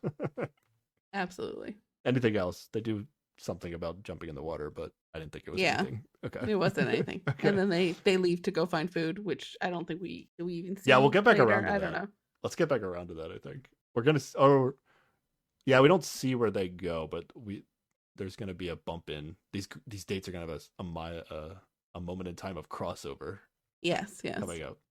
Let's go to Haeun and Youngyu. Oh yeah, this is what I was waiting all episode for. Okay. What do you got? They're cute and it's nice and I like cute and it. it's nice. All right, they go to a glass studio. Yes. Ooh, we get your favorite kind of data, which is some height info. I know, I have that. Because they're in the car driving to the place and just talking about stuff. And she says she's 171 centimeters, which is like 5'7". 5'7", yeah. And he says he's 183 centimeters, which is like 6 feet. And it's funny because she like gasps and it's like, oh, you're super tall. Yeah. Like she hasn't seen him stand up before. Like, yeah, but the number is so tall. Yeah, it's very silly. I don't know. Maybe he doesn't look as tall as he says he is. I guess, yeah. But she tells him he should be a model, and she calls him handsome, and she's flirting with him, and I love it. It's great. Yeah. I mean, stating the obvious, maybe, but yeah. I mean, everybody fucking says that. Everybody says that. It's meaningless now. You don't understand. She's on screen and not crying. Like, it's amazing. I love it. It's so good. I'm not going to say that, oh, she's flirting hard with this guy. I'm not going there. I mean, she did a little flirt. Okay. Which is like, I feel like a big step forward for her. All right. Because she didn't do much of a flirt with Wanbin when they went on a date. This is a totally different scenario. Saw, no. Yeah. Maybe Wanbin's just not good enough looking to get any compliments. I don't know. This is going in a good direction. She did a bit of a flirt. She's more interested in this guy. It's a good thing. Let it happen. All right. I mean, by the end of this episode, it's not going to be a lot of... We'll worry about that later. Oh, okay. Let me enjoy the stuff that's happening now. All right. Well, I was still skeptical in the moment, but you can enjoy it while it lasts. I decided to memorize my centimeters height because I always forget, and then when people say a number, I'm like, I don't know what that means. But Okay. I'm 195, and that's like 6'4", 6'5". So Well, dang, that's so many more numbers. So I know high. it does sound like a lot taller when you put it in centimeters. Yeah. You're like, yeah, I'm 12 centimeters taller than you. It sounds like so much. But again, I have seen you in person standing up, so I know how tall you are. The number doesn't do anything for me. There are some people that like ask me how tall I am, and they'll be like, "How tall are you?" Like 6'2", and I'm like, 6'4", 6'5", and then they're like, "Oh, that is very tall." Like, I mean, but you can see it. I'm standing up right now, but I do have this thing where like if you're below a certain height, like if two people are below a certain height, and then someone came up to me and was like, "Who's taller, this person or this person?" I'd be like, I don't know. They're both in the short category. I don't know. They're just so far below you that you can't tell. Like if there's somebody that's like 5'4" and somebody that's like 5 feet tall, I probably wouldn't be able to I wouldn't be able to tell you which one was taller. So Yeah, maybe I feel is like it the same thing for like people that are shorter? Like once people are a certain height, they're like, Yeah, wow, but that's she's just a tall person. I have no idea how tall they are though. 5'7", which is how tall I am, and that's not particularly short. Yeah, when do you notice that somebody's tall, Sarah? I mean, I think it's if they're over 6 feet, they're in the tall category, and I'm like, oh Oh. yeah, you're tall. Okay. I guess. I don't know. Is 6 feet is tall or just not tall? Yeah, I guess it's the beginning of tall. Sure. I'll go Okay. with it. Okay. All right. Interesting. I don't spend a lot of time thinking about this. Actually, that's not true. Given that I work remotely and I only see people in their torsos most of the time when I go out for a work event, I'm like, oh, there you are, legs and all. This is quite Oh yeah, tall. once you see somebody, yeah. You're like, this is not the height I expected you to be at all. But you can't say that to people because it could be really insulting either way. So, anyway, this might be a weird thing to talk about on this podcast, so we can edit it out. But were you following? Were you following the manhunt for the guy who escaped from the prison? Let me tell you, I didn't even know about it until I went to see a John Mulaney comedy show this past weekend, and he was talking about it. And then I went home and I'm like, had to look it up, and now I know about it. But I was just like, oh, I've just been living comfortably, not worried about this escaped murderer just hanging around the area, whatever. Yeah, I kind of followed it for like the last 2 days or like 24 hours of when it really got spicy when they were like getting close to getting him. But then like I just saw like some infographic at one point, and it was like, wait, this guy's 5 feet tall. Like the guy, what? Really? The guy was, yeah, he was 5 feet tall. That makes even less sense. Have you seen the video of how he escaped? Like, I feel that would be a tall person. He did like a spider ninja warrior, like spider crawler out of between a fence and a wall. Yeah, but you would think like if he was taller, it would have been easier. Yeah. I don't know. We're diving too deep into this, but yeah, I had no idea that this guy that I've been watching. Like for watching streams of live updates on, like they were looking for a guy who was 5 feet tall this whole time. Like I was like, wow, I had no idea. All right, they arrive at the glassmaking. The teacher starts giving them the advice on how to make stuff. They're making like sun catcher things, like a doorbell. Like it's got a bell at the bottom. I guess you're supposed to hang it on your door, but like they have patterns that they have to follow. So there's a specific thing they're supposed to make. Yeah, it's like hanging glass art. It's like it's almost like wind chimes, but like just one string. So it doesn't. Yeah. This is a bell in the end. But yeah, it starts to get hot while they're making. Oh yeah, it does. So Hyungkyu decides to take his shirt off, and she is totally checking out his body when he does. 100%. She is enjoying the view. You didn't really correct my insinuation that he was shirtless now, because I'm so excited that she was having a good time. He still has like an undershirt on. It's not. Yeah, he's not shirtless. Of course. He's not shirtless playing with glass. It's a glass studio. It's in Korea. Of course he still has a shirt on. The important thing is she was checking it out. It was pretty good.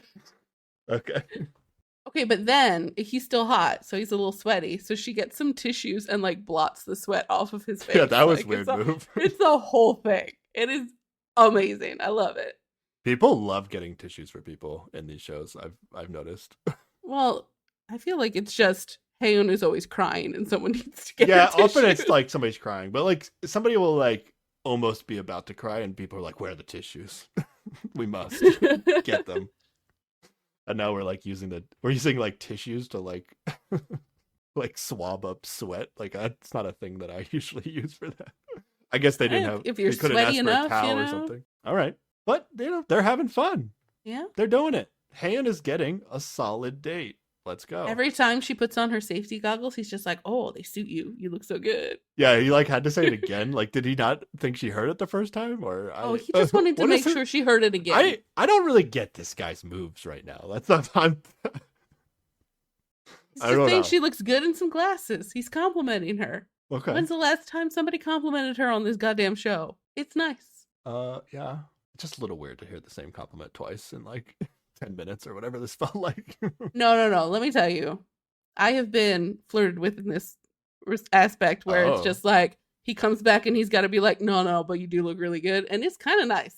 Okay. So I'd say don't shit on him for this. I feel like the first time is like, in this case, because these are like, they're like protective glasses. They're not supposed to look good. They're just...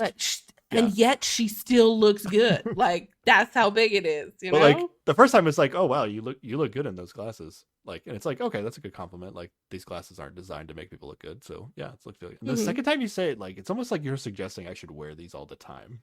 Like... No. He's just taken aback again by how good she looks in those glasses. I feel like you're looking for the worst in this man. And I think it's time we look for the best in somebody. These aren't red flags. Just to me, it's like I feel this guy's trying to have some sort of game, and it's not really working for me. It don't have to work for you. It's got to work for Haeun. It's not really working for Haeun either. But isn't it though? I think it's starting to work. Okay. Like this is day one of her on her journey of stopping giving a shit about Guman. It's not gonna immediately be like, oh yeah, I'm in love. But it is going to be like, that guy looks a little hot. And I like it when he says I look good in glasses. And that's nice. All right. You say so. I do say so. Okay. I am putting everything into just this has to happen. All right. Anything else from the Glass Studio that you want to specifically talk about? Okay, it go goes ahead. Completely off script. You know, they've got a thing they're supposed to make. And he's like, look what I made. And he cut out a little cute heart for her. And then she is so pleased. She makes him an even bigger one. And he gets, like, she has a little trouble. Like, there's a part where you trace out what you want. And then you gotta, like, squeeze a thing to make it pop off or whatever. And she's having trouble. So he gets to do it for her and gets to look all strong and manly or whatever. It's great. They've made hearts for each other. It's so good. I can't open this jar. It's so tight. Can you do it for me? Fuck yeah, that's what happened. And she liked it. It was good. All right. If you say so. I do say so. I think this part of the date goes very well. Yeah, it's fine. It's like, it's an enjoyable experience, but I'm not like, I'm not super thinking that this is a thing right now. But yeah, I think it's nothing to complain about. Like if I went on this date and it's like, do I want to be cutting glass right now? Probably not. But I'm not gonna. No. Why not? It's fun to make things. Yeah, I guess. Okay. Sometimes. Okay. All right. Anything else from glass making? No, they look cute. All right. It's fine. They were cute. It's fine. All right, they go get food. And he does remember what food she likes. This is a very popular move for guys on these shows. Like, I guess it's because the first thing they talk about with people is oftentimes food. And then, like, if you're really focused, you're like, this girl is cute. I am going to pay attention to what she says. And then, like, you always talk about food first. And they're like, yes, I will remember this. Yeah. First piece of information.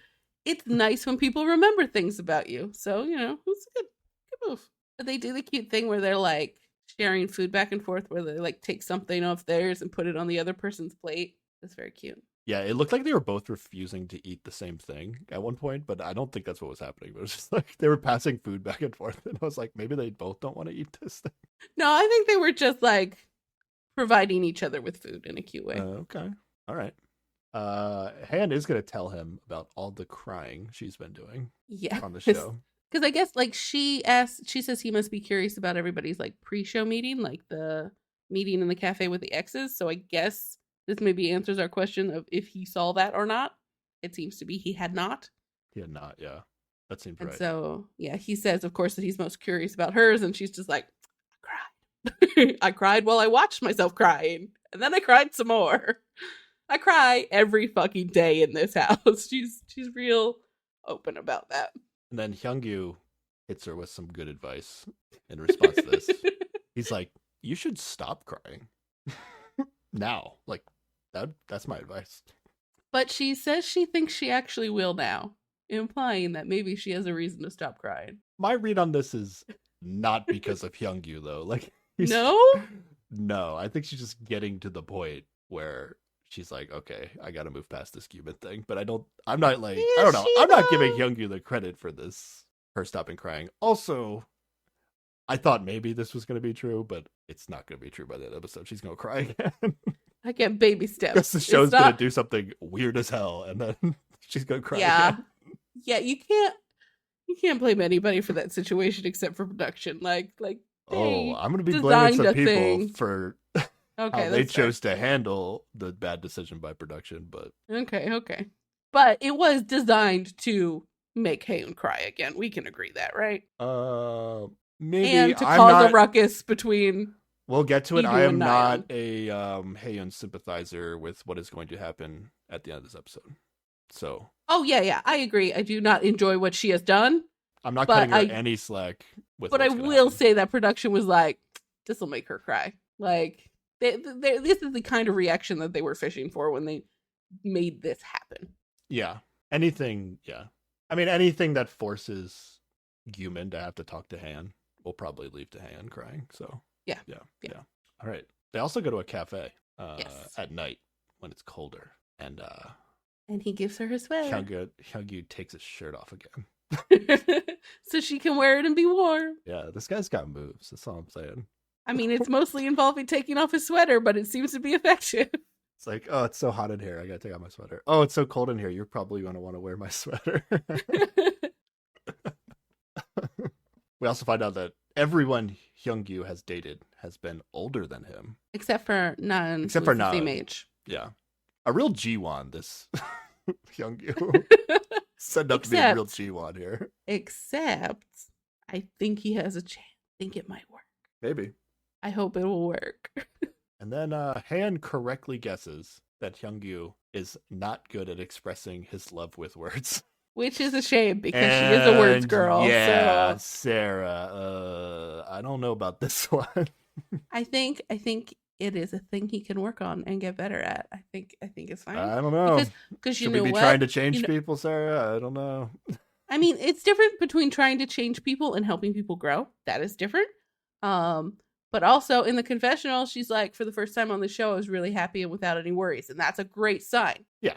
I mean, she's on a good date. Like, I'm happy for her. But let's not pretend like this is a thing. I think it's going to be a thing. I think it's going to work out. Oh, okay. I gotta hold on to something to get me through the Hidu Nayeon shit, okay? Let me have this. So when you say it's going to be a thing, you mean like Haeun will pick Hyungyu in the end of the show? Because you're very skeptical of anything ever being a thing. I'm allowing myself a moment of optimistic hopefulness. Oh my god! Wow. That maybe you really feel bad for this girl. I mean, I definitely was at a point in the past where I felt that way. And part of it is okay. All right. So like let's just take stock of where we are in the show right now. It is Hidu Nayeon fight central all the time. Sucks. Wonbin and Jisoo were cute. Nope, that's depressing as shit now. Tae and Nan, okay, maybe this is going to happen, but now we're mixing Guman into the mix. Don't love that situation. So what do I have to grab onto? This woman is not crying for once in this show. I'm going all in on it. I'm excited. Okay. All right. I'm not giving my hopes up, but okay. I feel you on that. I do. Well, I was a big Haeun fan until we got to the end of this episode, but now don't care. She does behave a little unreasonably. Yeah. But we'll get there when we get there. Yeah. She says her heart did flutter, but she feels weird having a change of heart after only one day. So that's baby steps. It's gonna take a little bit more. It'll another date and then it'll be better. I hope so, Sarah. Actually, I don't really care. Okay. All right. You ready to move on to the Guman Nayeon date? I guess. Okay. You don't like this one? Let's see. It is less compelling to me. Yeah. They are leaving for the date, and she asks him if he has their couple ring on, and he does. So then she runs back into the house to get hers. She was not prepared again to wear. What happened couple last rings time with they him. did it? The last time they went on the date, Guman wore it and Nyan forgot, right? Not only that, so they had a date where they were supposed to wear matching outfits and everything. Oh, they didn't even wear matching outfits. That's right. He went all in. They were going to wear black. He was wearing black head to toe and had this ring on. And she showed up in like white and left the ring at home. So she was so wrapped up in not on the totally same page. Yeah. They're gonna go to a bookstore. I forgot to say it in the last date. But Glass Cutting or whatever that was, Glass Studio and bookstore. To me, these are weird Jeju Island dates. Like, oh, that's fair. I would say these are great dates. Like, I would enjoy those things, but like you would think you would take more advantage of being on Jeju Island. Like the fair. surfing was perfect. Now, like you don't get to see them like talking as much while they're doing the surfing, but like weirdly we don't get to like see like a dinner scene between the Hidu, Ji-young, Na, and Tae date. But I would have thought a lot of these dates would have been like surfing or some sort of outdoors beach activity followed by eating food. Riding bikes along the coast or something, you know, But it's like, okay, bookstore and glass making. Okay. Yeah. Some folks are indoor folks. That's okay. Yeah, it's fine. I know like it seems like Guman and Nyan have gone on dates like this already, so I'm not surprised they're going on it. I guess I was just a little surprised that it was Hyungyu's idea to do the glass cutting, right? But I guess I don't know anything about him really, so maybe that's just him. Yeah. Yeah. Again, not my kind of date, but I guess they have fun. They go to the bookstore and then they're driving around. Nothing happens at the bookstore, right? They sit and read a bit. Yeah. And take photos. Riveting. This is what they're like, 6th date or something, you know? It's not all going to be exciting beginning type dates, I guess. But then they're driving around to whatever their next destination is, and they see the group of 4 from the surfing date, like walking on the sidewalk next to the road. And Nyan says out loud, "Oh, there's Hidu and the others." Yep.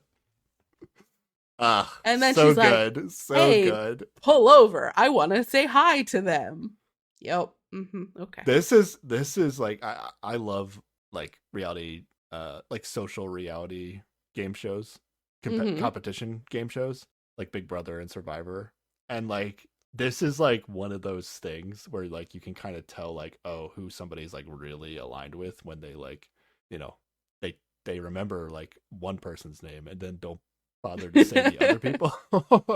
Yep. Like it's one of those minor mistakes that people make, and then sometimes like can ruin their game when they just make it obvious that like somebody's more important to them than other people. Or not just that. It's, hey, let me interrupt this date I'm on to say hi to my ex. Yeah. Not a great move.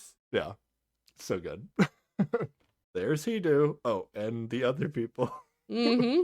I definitely know and care about all of their names. And then they just stop to say hi, and like somehow this does not become a combined date, which is what I thought we were going to. Oh, could you imagine the disaster that would have been? I guess so, yeah.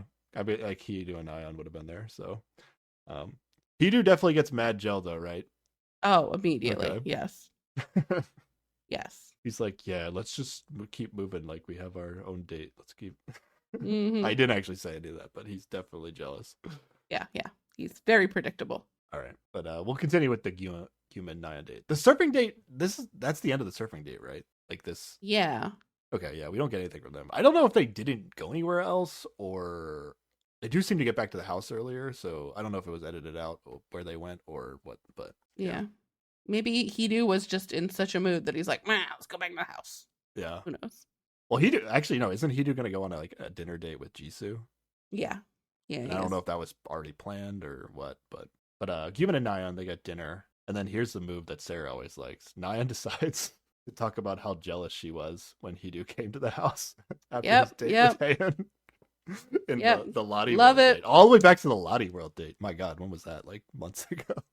That's when you know that this is not a date anymore. Like I feel like she is in the conversation she had with him the night before, where she's just like, you just make me comfortable, and you comfort me when I'm sad or whatever. And he's like, well, if that's what you want from me, I guess I can do that. She's like, okay, you're my buddy now. Nice. And so now she's just going to vent all her Hidu feelings all over him, and not a date. Too many mentionings of Hidu. Yep. I feel like I was more of a defender of this on Heart Signal, because it's like they're all strangers when they're like meeting each other. I don't know. It's good to know. Like, I like the back and forth information, but like this is like she's talking about her ex. Yeah. Like, yep. Yeah. If I was Guman, I'd just be like, maybe Guman's happy just to hang out with happy. her. He can't be happy, but like he's saying putting to her, up with this. Yeah. He's not trying to go a different direction, but like he has to see the red flags of this. Right? Oh yeah, I'm pretty sure he has already figured out that this is not working, but he has nothing else to do on this show, so okay. Yeah, he kind of burned Jisoo a little bit.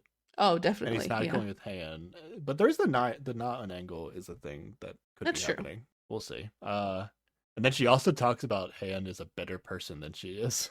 Because yep. Because she resented Haeun for that date at Lottie World, and Haeun has not resented her for the 6 million dates she's gone on in front of her with Guman. Yeah. I liked that part. And then they're gonna talk about the Tae Hug situation. Maybe it was good that you actually brought it up earlier when she was talking, because we can contrast Guman's reaction to the hug situation versus Hidu. I mean, he still tells her she should be more careful. Yeah. But in the same breath is also like, but it's also not really a big deal. Yeah. Yeah, maybe there's it must be like some cultural difference where it's like, okay, this is a thing that sets off alarms in people, but yeah, Guman at least is like, yeah, but it's no big deal. Like he doesn't. Yeah. He like a brief maybe. Yeah, maybe you shouldn't have done it, but really it's not a big deal. Like barely pushing back at all, if any, against Naya. So way different than Hidu again. Yeah, absolutely. Hidu wanted the breakdown, like how many arms, how many fingers did a leg get in there? Like, yep. Like, let's get Tae back in here and do a reenactment so that way I can fully address how much I need to yell at you. But don't reenact it on Tae, like reenact it on me. Yeah, maybe. Yeah. And so after Guman has a reasonable response to this and is not an asshole, like she tells him that if she came to the show without her ex, she'd like him a lot more than she does now. That's some great reassurance. You gotta love it. Great way to end a date. God. If it wasn't for my shithead of an ex, I'd like you a lot. At least she's honest, I guess. It's as if like she's like married already to Hidu, and it's like it's such a hassle to get divorced. You're way better than my husband, but like, it's too late. Yeah, what am I gonna do? He exists. He's here. Gross. I hate it. Yep. You still want to keep talking about him? I mean, I do quite like calling him a shithead. So no. Okay. I don't enjoy actually shitting on people, despite the times we do on the show. I don't actually enjoy doing it when they deserve it. If it's new and we need to talk about it, and I want to say like I don't like this behavior, but when it's the same behavior over and over and over again, I really don't like talking about it. I don't like the negative energy. Yeah. Oh, and then in the same thought, Nayeon says to Guman, Hidu would never have comforted me like that. Also, you, talking to Guman, and Hidu are so similar. Like, in the same thought, she was like, yeah, you're way nicer than Hidu, but you're also so similar. So I can only conclude that she does not like the nice bits. Like, right? Yeah. She's got an option. She's got options. Like, they enjoy their relationship. Yeah. Like, whatever it is Nayeon and Hidu have, like, she clearly likes it because she is saying, yep, like, hey, you guys are similar, except you're nicer than him, and I'm gonna choose him over you. Yep. All right. Yeah, I'm still gonna shit on Guman for inviting Han to be on the show and then taking the approach he did, but like outside of that, Guman is actually a good guy. So like the way he interacts with everybody else in the show, he is a good guy. So Nothing like you do. Actually, I was thinking about this. Like, is Guman like at this point like the second coolest guy on the show? Gross. No. No, No. I'm goes really Tae. down on the guys on the show. If you can't, It goes tell. Tae, new Tae. guy, Wanbin, then Guman. Okay, He's still bottom 2. I understand you like Wanbin, but Wanbin is not acting cool on the show right now. Not So, right now, Yeah, but I'm saying there right have now. been many right episodes. now, Guman might be the second coolest. No, he still would only be top. He would only be 3 at You most. like the new guy. I'm not. I like the super- new guy. Okay, I'm not super hyped about the new guy, but all right. He's still boring though. I'm not gonna. Guman is boring to me. Wait, Guman is boring? Guman is Okay. boring, but Okay. I still might say he's the second coolest guy on the show right now. Okay. That's how down on the guys I am on the show right now. I mean, that's fair. It's like Tae and then a big drop off. Meanwhile, Hidu is on a mission to talk to Jisoo and Wanbin and make them feel better Is that what we're calling it? because he is such an expert on relationship advice. Oh, yes, definitely. He knows he can make them feel better. Yeah, he goes back to his room like after surfing, and Wanbin is just laying there on the bed being sad. And he's like, I'm getting ready for a date with Jisoo. I'm gonna find out how she's feeling. Yeah. Oh, He then also says how he talks about how Hidu really wants everybody to be happy on the show. false. That's not how he behaves. Except for maybe the girls that he's dating. He doesn't want them to be happy. Yeah. Also, maybe not Wanbin, since he's like, yeah, the idea that he like wants them to feel better, and then he's like, "Hey, Wanbin, I'm going on a date with your ex." Like what? But he's like, no. Then I'll be able to figure out how she's feeling right now. It's all part of it's the plan, dude, bro. It's for you. I'm just gonna date her real quick for you, bro. I'm gonna have a relationship with your ex for you. I'm doing it for you. You're not doing it right. Let me show you the right way. Because he knows everything and tells everybody what to do. He's so terrible. I hate him. Okay, it's fine. All right, so Hidu and Jisoo are gonna have a dinner date. And he's like, hey Jisoo, Wanbin's sad. He's just so sad. And she's like, I don't give a fuck. He's like, yeah, he just like abruptly starts talking about Wanbin. And Jisoo is not pleased. So maybe he was in it for Wanbin. 'Cause he's like not actually into this date, right? Like I actually believe that he thinks he's doing Wanbin a solid. he's just. I believe he bad at thinks that. And no, I don't think that this thing with Jisoo is real from his end. Yeah, so they're like eating outside by the water. Mm-hmm. And then Jisoo, it seems like Jisoo is treating this like a real date, like she's trying to get back into the show, actually have a real date. Yeah, she's acting a little flirty. Yeah. Yeah, she definitely is. And then this is when we find out that Nan gave her advice. Be like, I'm here to go on dates. So Yeah. this is very Sarah-like advice. What? This comes up on Singles Inferno a bunch, where you're just like, why not just Oh. try with other people? Just date some other Just people date on this some other goddamn dating show. Yeah, that's fair. Yeah, this is very Sarah-like advice. Yeah, she tells him she regrets switching her date from him earlier, and he's just like, there's just so many things to consider. My ex is here. I have to be shitty to her. Oh, that takes a lot of time in the day. Jian is here, and Wanbin, he's my bro. Yeah. I don't know. I don't think this is happening. Yeah, Hidu basically lets Jisoo know that it's too late in the show for him to consider her. Yeah. Which Bullet dodged. Exactly. It's a fair thing to say. I don't know if he said it in the best way, but and it sucks for Jisoo, but also no, it doesn't suck because Yeah. Try somebody else. Try the new guy. Try something. Just don't. Yeah. Not Hidu. And I think Jisoo does tell him like, she didn't like that Wanbin only started liking her after she got depressed.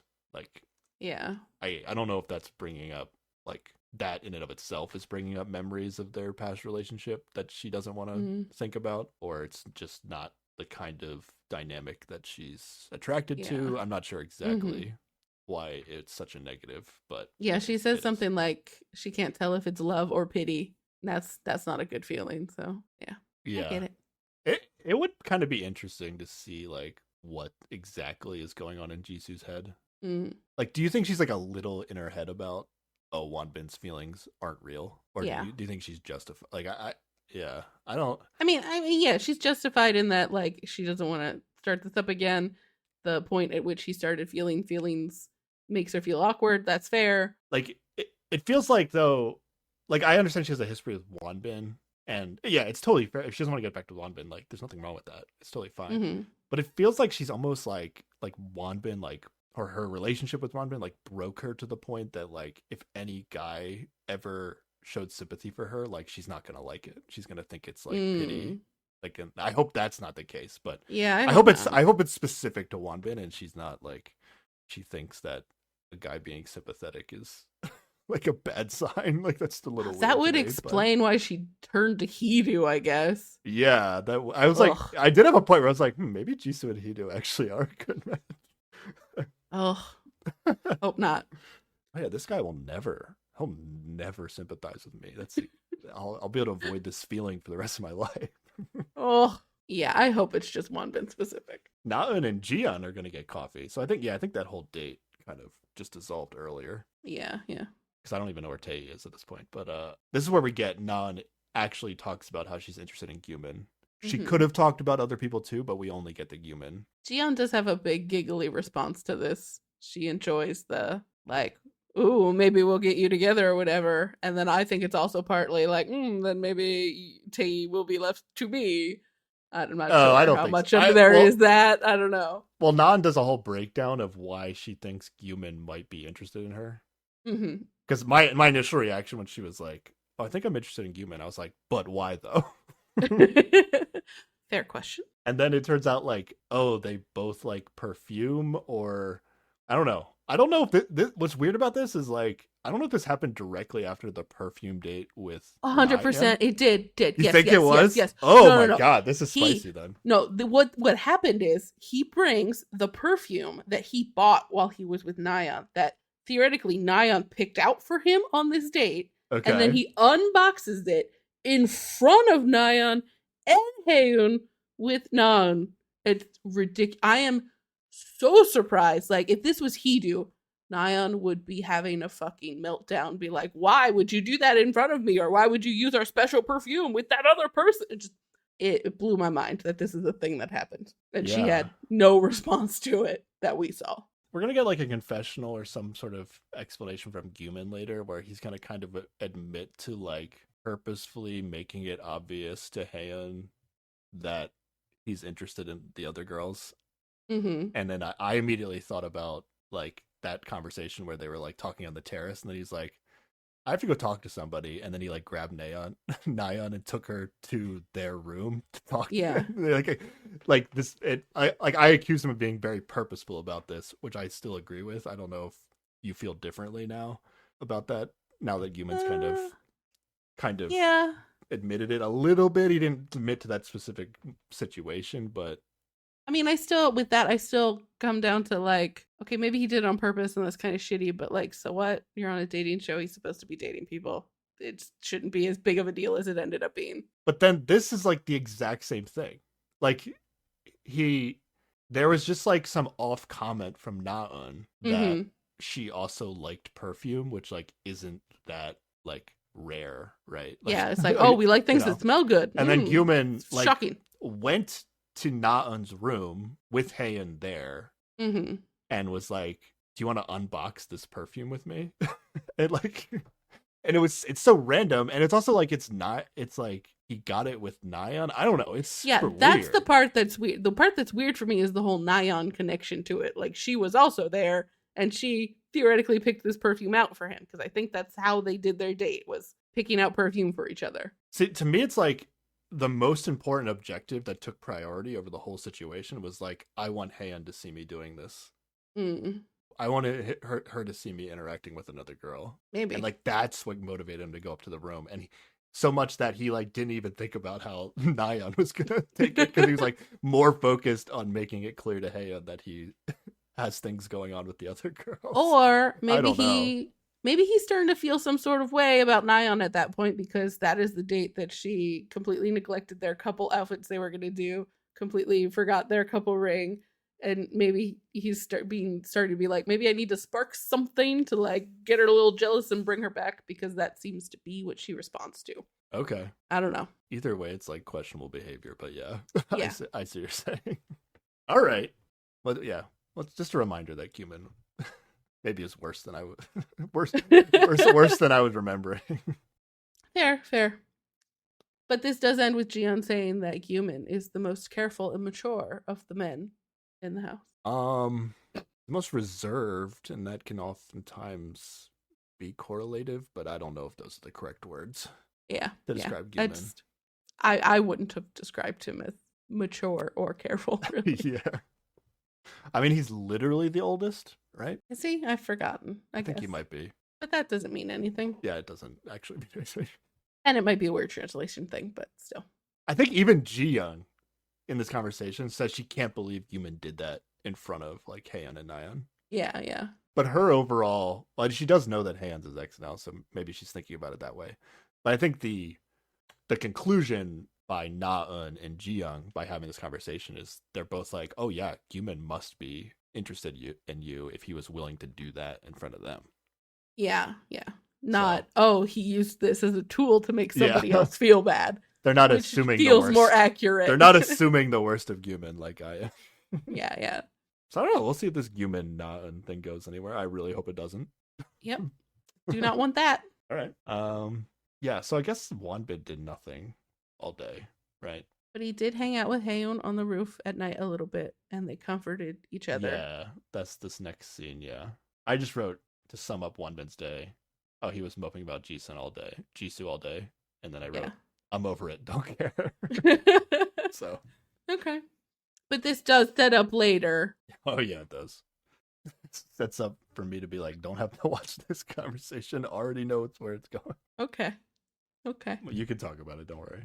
Okay. Oh, Wonbin tells Haeyeon actually that she can meet someone better than Gyumin. And I have to say, Sarah, I don't think... Low bar. I don't think truer words have ever been spoken in the history of the world. I mean, if he had said you could meet somebody better than he do, that would have been even more true. That's just that a given. Been truer. I don't even think you need advice on that, although Nayeon... Some people seem to. I don't know. Can Nayeon do better than Gyumin? Yes. We don't know that. Wait, Nayeon do better than Gyumin? Oh, can Nayeon do better than he do? I think I don't know. Being alone would be better than he do. So yes, she can do it. I've never seen her be alone. Maybe I don't know. Oh, I guess her car's too messy. Oops. I think she'll be fine. I have no idea. I don't get Nayeon, so yeah, but still, maybe she's living her best life, and I just don't understand. No. This is a disaster, and the sooner they get away from each other, the better for literally everyone. Everybody gets back to the house. Yes. Yeah, Hidu gets mad gel again seeing Nayeon and Gyumin. It's like together. Yes, come back from their date. Yep. Even though he dated multiple girls today, pretty much 3 girls he dated today. Yes, but he gets bothered because Nayeon goes in Gyumin's room where they are alone. But literally, Gyumin just gets bird poop out of her hair and then she leaves. And that is a thing that has made Hidu jealous. I mean, I guess he doesn't know about the bird poop, but it's just ridiculous. But he's like literally standing there like talking with 2 of the girls while this is happening. It's not like he's like doing nothing and then he's getting jealous because his ridiculous rules only apply to her. They don't apply to himself. Exactly. Like if he was like hyper focused on Nayeon and he was choosing Nayeon at the end of the show, and then we could have some sympathy for him, like being like, oh, he loves Nayeon so much, but he has to watch her date other guys. Like, I feel bad for him. But it's like, he's like actively dating more people than he's even interested in. Yep. It's like, what's happening? All right. Everyone's going to sit down to eat together. And then it's time to do some texting. Let's go. But in the midst of the texting, Haeyeon and Hyungyu are telling everybody about their date, and it's very cute. And what is on Hyungyu's shirt? It's the big heart she made out of glass for him. I don't know how he turned it into a pin, but he did, and it's on his shirt, and she's carrying the little heart he made for her around. And also, like, the whole bell thing. She is very excited about showing people this. Like, it's just so cute. It seems like they had a good time. Human gets a little shitty about it, but... Oh, does he? Well, he has a little reaction. Like, there's a moment where you see them picking up something on the table that was probably from that glass studio. And they're talking about it, and the camera just focuses on Human in the background, and suddenly there is very dramatic music as he looks at them.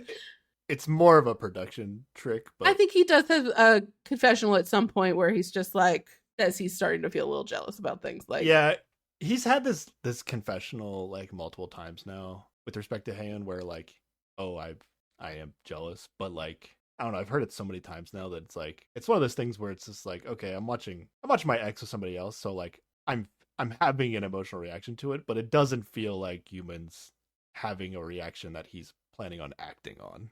You know what I mean? I thought this was what you wanted. It is what I wanted, but I don't know. He's handling it pretty well, I'll say. Like he's just like, he just tells the people in confessionals, and it could just be, there's always a chance like he's just giving the producers what they want, and he's like Mm-hmm. yeah, he's like, yeah, it was a little uncomfortable to watch that. But it's like, it's not like when Haeun's sobbing in the the confessional, and Nothing it's like, is like, hey, it's sobbing. it's like they like, other people are like, oh yeah, this is having an effect on like who they're gonna text and what they're gonna do for the rest of the show. Yeah. But Human's, I don't think Human's gonna do anything different for the rest of the show. Yeah, that's fair. But they make it look like he's squirming in his chair a little bit when they're talking Yeah. about their date. All right, you ready for these texts? I'm ready for these texts. All right, Tae's gonna get 2 texts, not 3. Happy? He lost 1. Oh, that's true. Happiness isn't far away. Let's be happy. This is from Gion. Yeah, and then they're actually, did they not say who it was from last time, or did they? I forget. No, they said who it was from last Okay. time. The format of the subtitles is a little different, but I think it's the same. Yeah, it was like a separate text last time that told them who it was from, whereas this time they just kind of say from whoever at the end. Okay, so this is the same. It's the same format as last time. Like, all the information's being shared. Yeah. The main thing is like, whoever your ex texts, you're getting a text letting you know who your ex Who they texts, text. which is like a step too far, in my opinion. That doesn't need to be done. Okay. But yeah, all the mechanics of the last episode are still in play. All right, Ji-young texted Tae. She's in no man's land. What's she supposed to do? Yep. Then the other one is, were your needs fulfilled from surfing today? I thought of you first when I heard about surfing. And thank you for coming to get me. I went too far, didn't I? I enjoyed our time together today. That's from Nayeon. You missed a part in there. It says, were your needs fulfilled from surfing today? If you know what I'm saying. The answer is no. The answer to the question is no. The answer to, if you know what I'm saying, or the answer to the question with, do you know what I'm saying, is no, because they had to go with other people, and he would have preferred it just to be the two of them. True, yeah. Do you feel like Na-eun was trying to match Tae's length of text? Yeah, probably. Yeah, she really noticed how long the text was the previous night, so she's like, I'm gonna make my text really long this time. Na-eun gets 1 text. I had a good time. Surfing in the ocean is the best. Is the convertible race next? That's from Tae. Not quite as verbose as last time, but Is it, this convertible thing, is it straight up like, I don't, like, one of them suggested a convertible as their next car they're driving around so that Na-eun wouldn't fall asleep in the car? Is that why? no, I think it was they went on his motorcycle. Okay. And she was just like, that's a little too scary. Maybe we do like a convertible instead, because then you still get the air, the wind in your hair or whatever feeling. Okay. But it's a car, so she feels more stable. I think that in that context is where the convertible came up. Oh, okay. But because then they flash back to her falling asleep in the car. They do talk about that when they talk about the convertible. So it is all sort of blended together, yeah. They gave us a little bonus footage of like Tae like turning off the GPS sounds so that she could fall asleep in the car, which was very cute. Okay, so you don't think the convertible is just a way, is Na-eun's like idea to not fall asleep in the car? No. I think she suggested convertible, and then he went, you think you can stay awake in it? Sort of joking back to the, so yeah.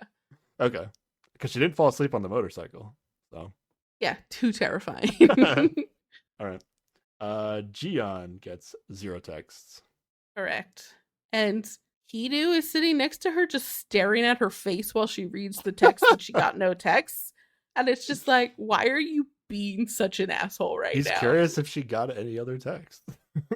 But like, he knows that she didn't get one from him. And he's just like, trying to see her reaction to, like, I don't know, enjoy the fact that she's upset she didn't get a text from him or something. I don't know. Yeah. Weird. How many people do you think Hidu would text if he was allowed to text however many people he wanted to? Just everyone, just Everybody. tell them how they're doing things wrong. I don't know. Text Wanbin. It's interesting to think of how much the show could be different if you weren't limited to one text per night. Text everyone who made you feel some sort of way today. Like it could, I mean, it would be really hard. It would be such a time consuming thing for production of the show, but like it would kind of be interesting to be like, okay, you can only send one text per person, and they don't get to respond, so it's still like similar, but yeah, like Hidu could be texting. Who did Hidu ends up texting Jisoo in this, by the way. This is so weird. Yeah, but yeah, he texts Jisoo, but like I get the sense that Hidu, if he wasn't trying to do whatever he's doing with Jisoo, like he would have texted Jiyoung. So maybe he is like wondering if anybody else is texting her. I guess. I don't know. It also seemed like Jiyeon might have been expecting to get a text from Hidu for some reason. Like they had that, like he was flirting with her. Yeah. Yeah. So I think she was actually thinking she was going to get a text, and then she didn't. Yeah. Despite not really seeing them together on the date that they went on. Right. But he did that whole like, oh, you don't know how all the feelings I may or may not have, you know, like. Yeah. I think she's justified in thinking he might text her. Yeah, I think it's justified too. All right. Wanbin also gets 0 texts. No texts. Hidu gets 1 text. Thanks for today. Let's enjoy ourselves. From Jisoo. Jisoo. That's all Hidu gets. Yep.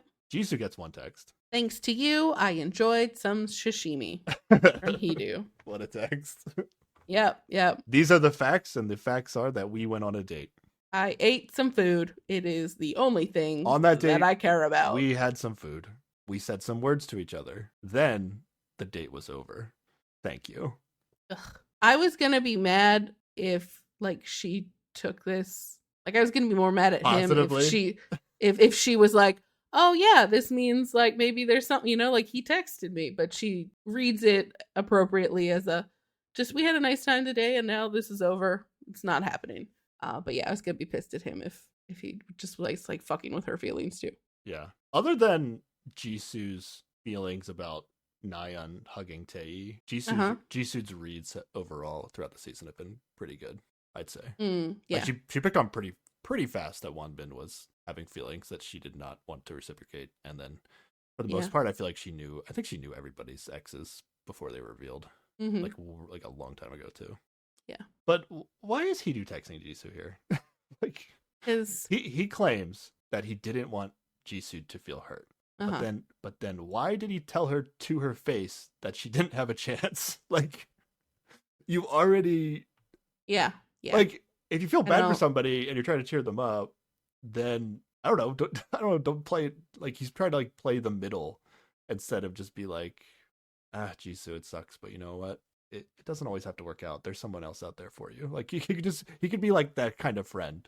But instead he's like telling her he's not interested, but then he's like using his text. Yeah, like you said, thankfully Jisoo doesn't think this is anything. I honestly think it's just he either doesn't want to or cannot express feelings at Jiyoung right now, because that's not what a man would do or something. Like he's trying to be mysterious, or he doesn't like want to be vulnerable with anybody, or like so this is an out where he doesn't have to actually send like a real text to either Jiyoung or Nayeon or whatever. I was like, is it a play of like he didn't have to choose between Nayeon and Jiyeon, so that when he talks to them later he'd be like, oh, I didn't text who you thought I texted. Yeah. Well, Nayeon's gonna know who he texts, and maybe that's true. Maybe part of it is also like, I'm gonna throw her off her game. I'm just gonna text Jisoo. She's not gonna know what the fuck to make out of that. I actually forgot about the exes get to see until Nayeon got it, and then Nayeon was like, "What?" Oh, the Jisoo? Face she made. It's just she's just confused, right? Yeah, and a little like pissed too. I think because she's just like, and there's another girl now. Like, you know. You think it was like that? I thought it was more just like, I don't get this. Like, because I think based on what's going to happen later, like, I feel like Jisoo is the girl in the house that Nayeon is like least intimidated by.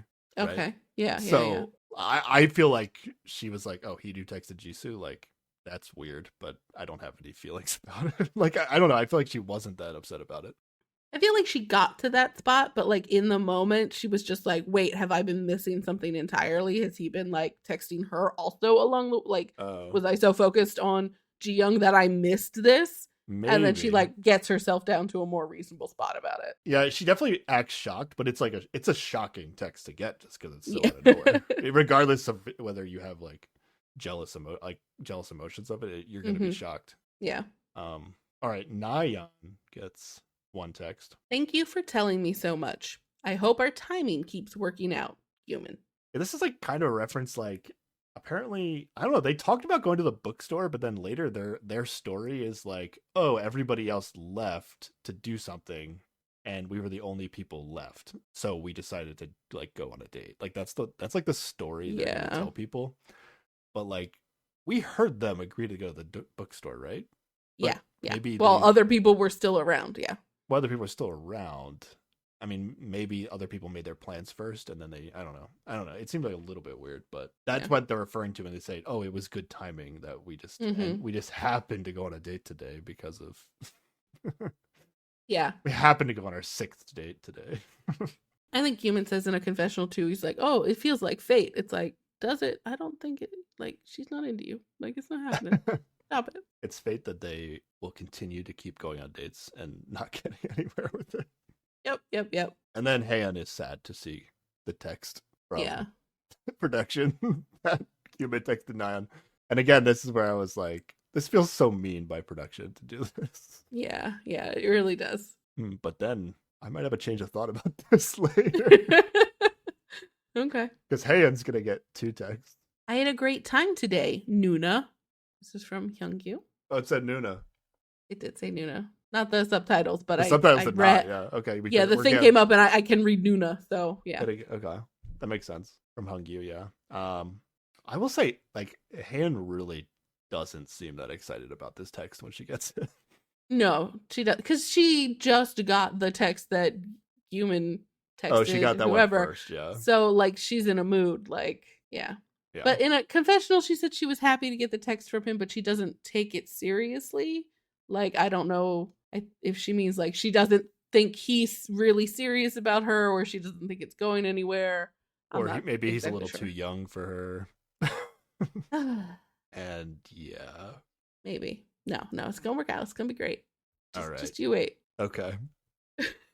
What's her second text? Thank you for being with me. That was Wonbin. All right. As they consoled each other on the roof for a little while. Yeah, Wonbin seems to have, for whatever reason, we don't really know, gone back to Haeun as his, like, I have to still be on this show choice. Yeah. All right, and then the show's like, all right, is Human gonna get a text, or is Hyungyu gonna get a text? Is that what this is? They do a thing here. Oh, Human gets a text, and it says, your ex texted Hyungyu, and it was the best text I've read on this goddamn show. Yeah, that was good.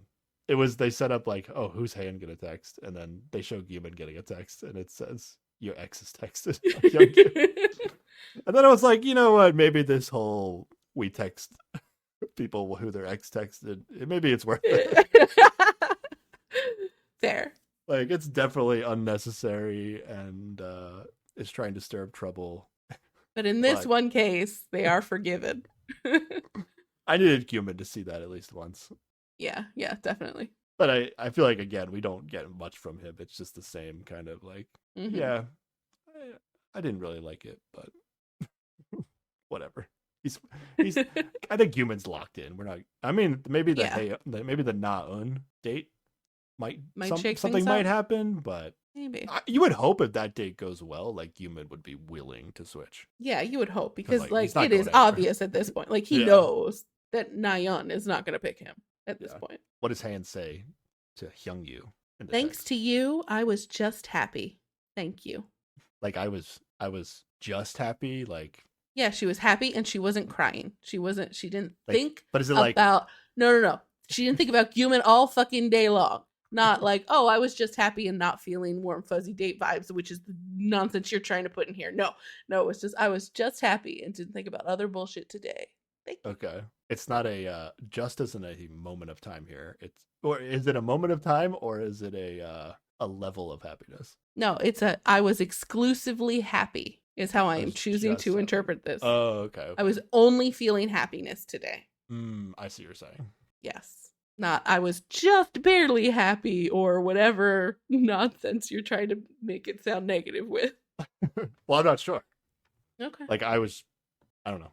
I think you're right. That's probably the intended translation. But yeah, still feels like Han isn't that into Hyungyu. It's in my day opinion. one of dating somebody who's not human. Give this sad little baby bird a moment to, like, you know, break out of her shell and experience not dating human. Okay. Human gets one text. It's fascinating how I think of you when things are hard. We had a full day, didn't we? This is from Nyan. What the fuck is this text? It's fascinating how I think of you when things are hard, if you know what I'm saying. Okay, fair. But how does she not understand that? We had a full day, didn't we? If you know what I'm saying. Okay. But how does she not understand, like, if there's somebody she is going to when she is having a hard time, that maybe they're a better potential partner than the garbage dumpster fire she's been with that makes her feel bad every day? I don't know. It's like she's so close to articulating it, and yet, I don't get it. Is Hidu like really good at sex? Maybe that's it. I mean, I wouldn't expect that. Like, I wouldn't, but maybe Why that's not? what it is. Why wouldn't you expect that? I don't know, just something about that. You know how the first couple Wait, how days... do you expect that about everybody? there's just something about his vibe that doesn't seem like... Okay. That's Like- not what I expected you to say. Like, okay, this is a man who has gone around and made, like, forcefully straightened 3 girls' backs. Like, he's gonna tell you what you're not doing right, and he's also not gonna be very giving, is what I'm assuming is his situation. You know, like, he's... No, Wow, I don't see him as a giving lover.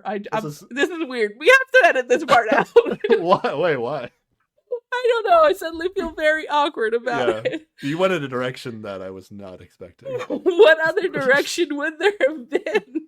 I was just Please like, tell me what I maybe- was meant to say. I was just like, maybe he's good at sex, and that's the only explanation I could come up with. I just don't believe it. Yeah, But okay, maybe that's it. Yeah. but it makes more sense that way, so maybe I do believe it. Not worth the rest of this nonsense. I don't know. I'm trying to figure this out. Yeah, I'll text Human, but I'll date Hidu. Perfect scenario. Yeah, sure. I'll get all of my emotional needs met by Human, and then Human I seems will cool just with it. fight with Hidu. He seems cool with it. No, he's just putting up with it because he's on a show, and he's like, I've Yeah. invested all my time in this woman. I don't have I can't pivot anywhere. So All right. She says something here. I was surprised she didn't text Hidu, by the way. I was actually surprised by that. And then she says something about like never speaking to Hidu again, but maybe she meant like the translation should have been like I'm not gonna text him ever again. I'm not sure like what she was saying. Oh yeah, I didn't write it down because I don't believe her. Yeah, my best guess is that she was trying to say I don't plan on texting him ever again, but the not talking to him doesn't seem right. Yeah, I mean, she was like saying like how anytime she talks to him, like it's just a fight, and it's you know, I think so. She's telling herself like she shouldn't ever talk to him again, so she can avoid all these terrible, you know, interactions they have. But she's not gonna do it. Yeah, I wrote yeah right in my notes when she said that. And then Hidu goes on to claim that he was unaffected by the text that told him Nyan texted Human, and I wrote yeah right. You can basically Okay. just take everything they say in confessional, and like it's the opposite of that is really what's happening. I mean, Hidu admits to being jealous in confessional sometimes, That but is then true. the times that he doesn't, it doesn't seem believable. And then this could have been the end of the episode. It absolutely could have been, and yet here we are. What? The doorbell rings, And they Get get a some letter. mail. Yep. All right, what do we have here, sir? 5 days until the final decision. The women will pick their ex's date. However, you cannot pick yourself. To prevent regrettable decisions, former couples will spread out and discuss for 30 minutes before gathering again. It's possible to pick the same person, but you can't pick someone that he failed to match with. Wait, what was that ending of that? You can't pick somebody. Yeah, it's possible to pick the same person, but you can't pick someone that he failed to match with. They don't know what that means. It never comes up again. What? I didn't I don't see know that part on the show. Okay. But I don't know what that means. But this whole thing though, what the fuck? Why? Why are we doing this? Yeah, it's like, why? Okay, first of all, why are you doing this? Second of all, if you're doing it, commit and don't have them have a conversation before and just let the women wild out and pick whoever. They didn't even say the 30-minute like conversation part in the beginning, and I wrote my initial notes for the women are deciding. I wrote, what the fuck? Why? And I wrote, this is so stupid TV show. And then they said the part about the 30 minutes, and I'm like, there is no way that this conversation needs to be 30 minutes. This is a 30-second conversation that needs to happen between everybody. Yep. I am so ready. I wrote my notes immediately before watching the segment. I am already ready to skip this entire segment and not watch it. But this is crazy dumb that this is happening on this show. Yep. Anyone that doesn't give their ex what they want is terrible. I summarized the entire analysis of this situation. Yep. Yeah. Yep. The only reason to watch it was to see if anybody would be terrible. And some people were terrible. I bet you could have guessed who was going to be terrible. Not that hard to figure out.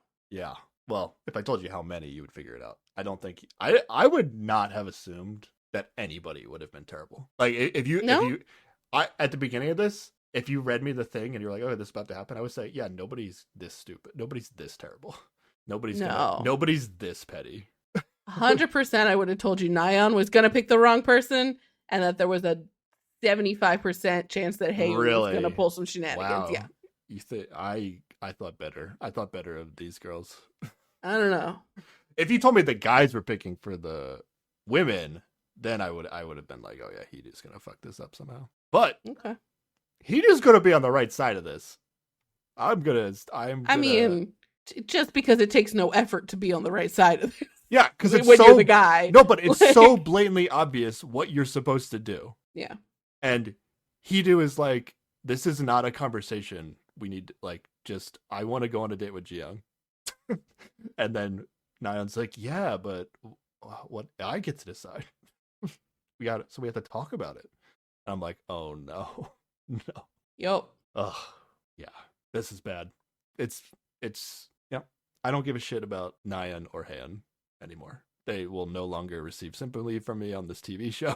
Okay. Nyan deserves whatever she gets for the end of the show.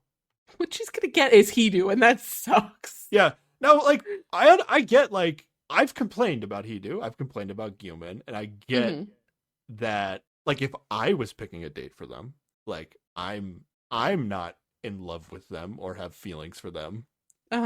Like, I might be like, fuck you, I'm gonna choose somebody you don't want to date.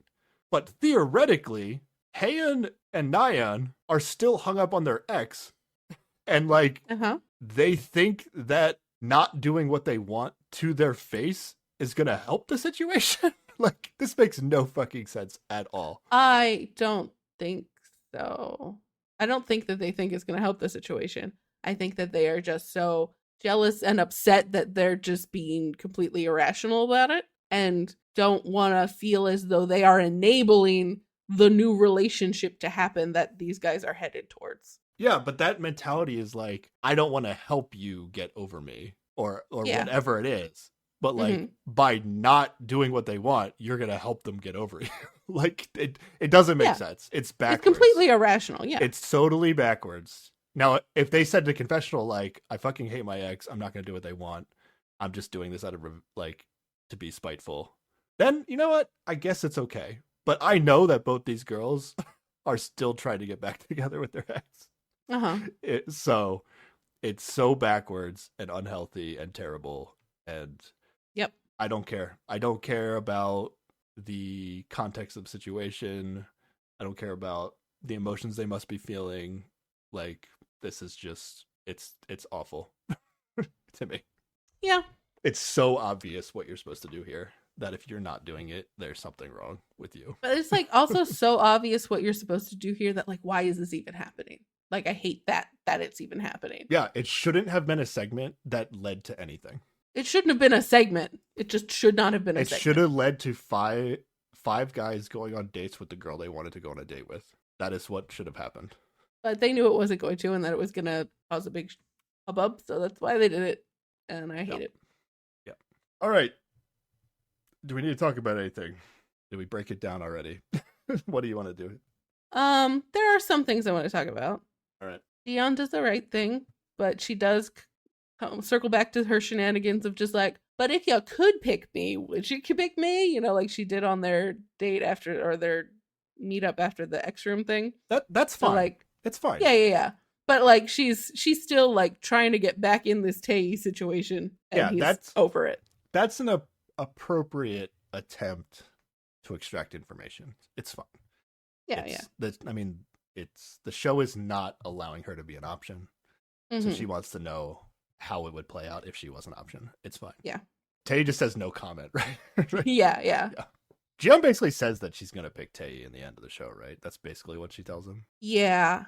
She like reads one of her old texts where she told him he was the loveliest in her eyes or whatever, and she's just like, you know, I don't think my feelings will change from that day until the end of this, and you know, so yeah. Which basically means like she's done with Hedo, right? I sure hope so. I think Hedo was an option for her at one point, but I think the fact that she's like telling Tae now that like, oh, I've picked you, like she's done with.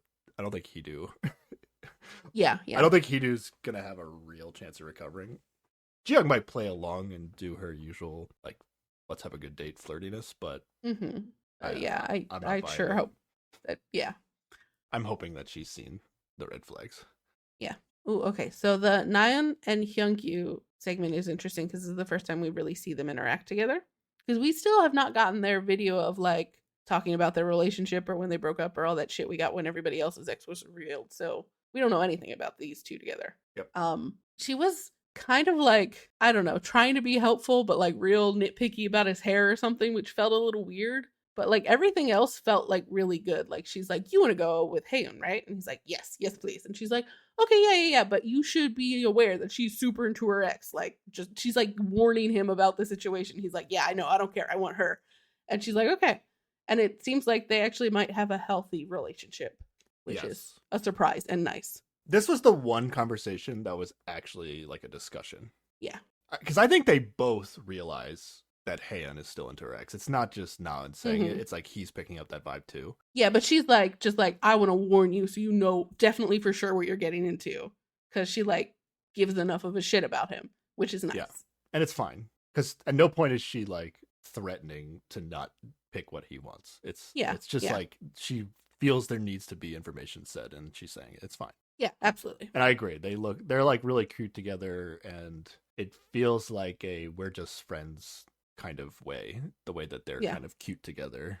Absolutely. Yeah, I don't know their story of like what would be holding them back from getting back together, but I don't know. I'm fine with there just being an ex couple that for all we know they're just friends. They're just good friends and it's fine. I don't really care to dive deeper into the negative stuff in their relationship. I don't know the negative stuff, but I also like seeing the cute story of everybody's romances as they build. You know, like there's not all the ex stuff is not negative in the, you know, that sort of thing. I guess so. I mean, it always ends negative, but I'm good. You know what? No.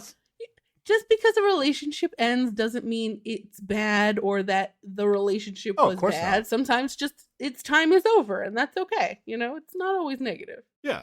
Yeah. It's fine. But I know right now that I'm liking what I'm seeing and I'm fine with not gambling on finding out anything bad. All right. Fair enough. Okay. I will say just like 2 lines about this. I wrote down a little bit about, I think I started right. I think they come back to the Hedo and Nayeon conversation at some point. Oh yeah, I just squished all those notes from the different times together, so it's all in one chunk. I kid you not, Sarah. I was like, all right, I'm not watching this. I'm skipping this. So I kept hitting like the skip ahead 10 seconds button Yeah. on the video player. Oh my God, it took so long for this conversation to be over. I was skipping it 10 seconds at a time, and it took forever. Yeah, because they just argue in circles like they always do, and this was an argument the size of which, like, the last time they quote unquote broke up on the show, right? They had a big argument and we called it them breaking up. That is what has happened again in this one. Yeah. This one's like, I don't know what they got into, but the starting point for this argument is probably the worst. I don't know. Like, the worst. I don't know. I don't know how to define it, but like, the fact that this argument stems from the fact that Nayeon is not willing to just give Hidu the date that he wants is like, what are we doing here? Yeah. Ugh. He's being stubborn, and then he gets stubborn, and then it's just... I'm sure they got into other stuff, but yeah, I'm not watching. I mean, mostly it's not other. It's just repetitively like, tell me how you feel about her. No, well, blah, you know, it's that over and over again. Hidu is terrible. Nayeon is terrible. Yeah, that's what it is. And her big thing at the end is like, if I choose Jiyeon for you, that means I'm giving up on our relationship. So that's her logic in this and why she's upset. Yeah, and it's not great. If he didn't say it, I wouldn't even be mad if he was like, well, if you don't choose Jiyoung, then that's the end of our relationship. Because that would be a totally fair thing to say. Yeah. This, like, there's so many red flags about Hidu, but if you're Hidu, like, this is like, I don't know. Yep. I'm not going to be like, oh, it's so cute. She doesn't want me to go on the... She's so jealous. Cute. Like, some people think jealousy is cute or whatever. But it is not. It is not good. Fuck that. No. Yep. Yeah. Who didn't we talk about? Jisoo and Wonbin. This is mostly he is still sad. He wants to apologize. He asks her if she has time to talk so he can just apologize to her. And she's like, it's too late. And I don't know if that means the time of day or just like, it's too late for you to fucking apologize to me again. I will not have it. But yeah. Yeah, she's not interested. And then she just goes silent for the rest of the conversation until he decides. But before he brought up the apology, he was like, he basically wanted her just to decide what, like, who he should date, because I don't think he really cares. And he tries to be like, I think you know better than me who I should be dating. Which is, I don't think Wonbin has a chance with anybody. It's a little, it's very silly. But then once he brings up wanting to talk to her and apologize, she just goes silent until he finally picks Haeyeon, and then she says okay, and then she leaves. And then he stays there and cries, and it's sad, and that's it. Yeah, I mean, I'm not. Wonbin is sad. Yeah, I'm over it. Okay. I think I skipped. I think that people are sad. I think I skipped over the part where he was actually crying. Okay. I skipped the end of it. I watched it to a point, and then when they went back to it for like a third time, I was like, I can't. So these are the sections I skipped. I skipped when they went back to Nayeon and Hidu, and I skipped when they went like back a third time to Jisoo. And this is yeah. Is this the worst segment on the show? Like, this show's had a lot of bad segments, but this might be the worst. Worse than the X Room. Oof. Is it worse than the X Room? God, this is worse than the X Room. This is worse than the X Room because it is encouraging bad behavior. Yeah. Like, the premise itself, production wants them to choose poorly and not choose who, you know, their ex wants. Yeah. Yeah. Whereas the X Room was really manipulative, but still did not encourage people to do bad things. It's like somewhat of an interesting exercise to try. Like, they should have done this at the beginning of the season or something instead. You know, when nobody was really attached to anybody, just be like, oh, you've met all the girls. Pick a girl for your ex. Yeah. That would have been a better use of this sort of scenario. Yeah, like it would be nice to know, like, early on or wherever, like, oh, my ex is petty as fuck. Like, I should be over this person. like if they're not giving me the date I want to go on, like, yeah, the huge red flag. I'm not getting back together with my ex. Like, in that sense, it's like a useful exercise.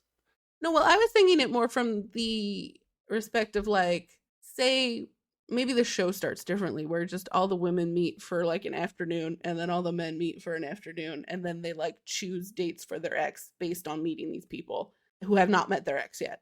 Just to be like, what kind of person would your ex choose for you? Because they theoretically know you, but like, they know you better than, you know, other people, and maybe this is something.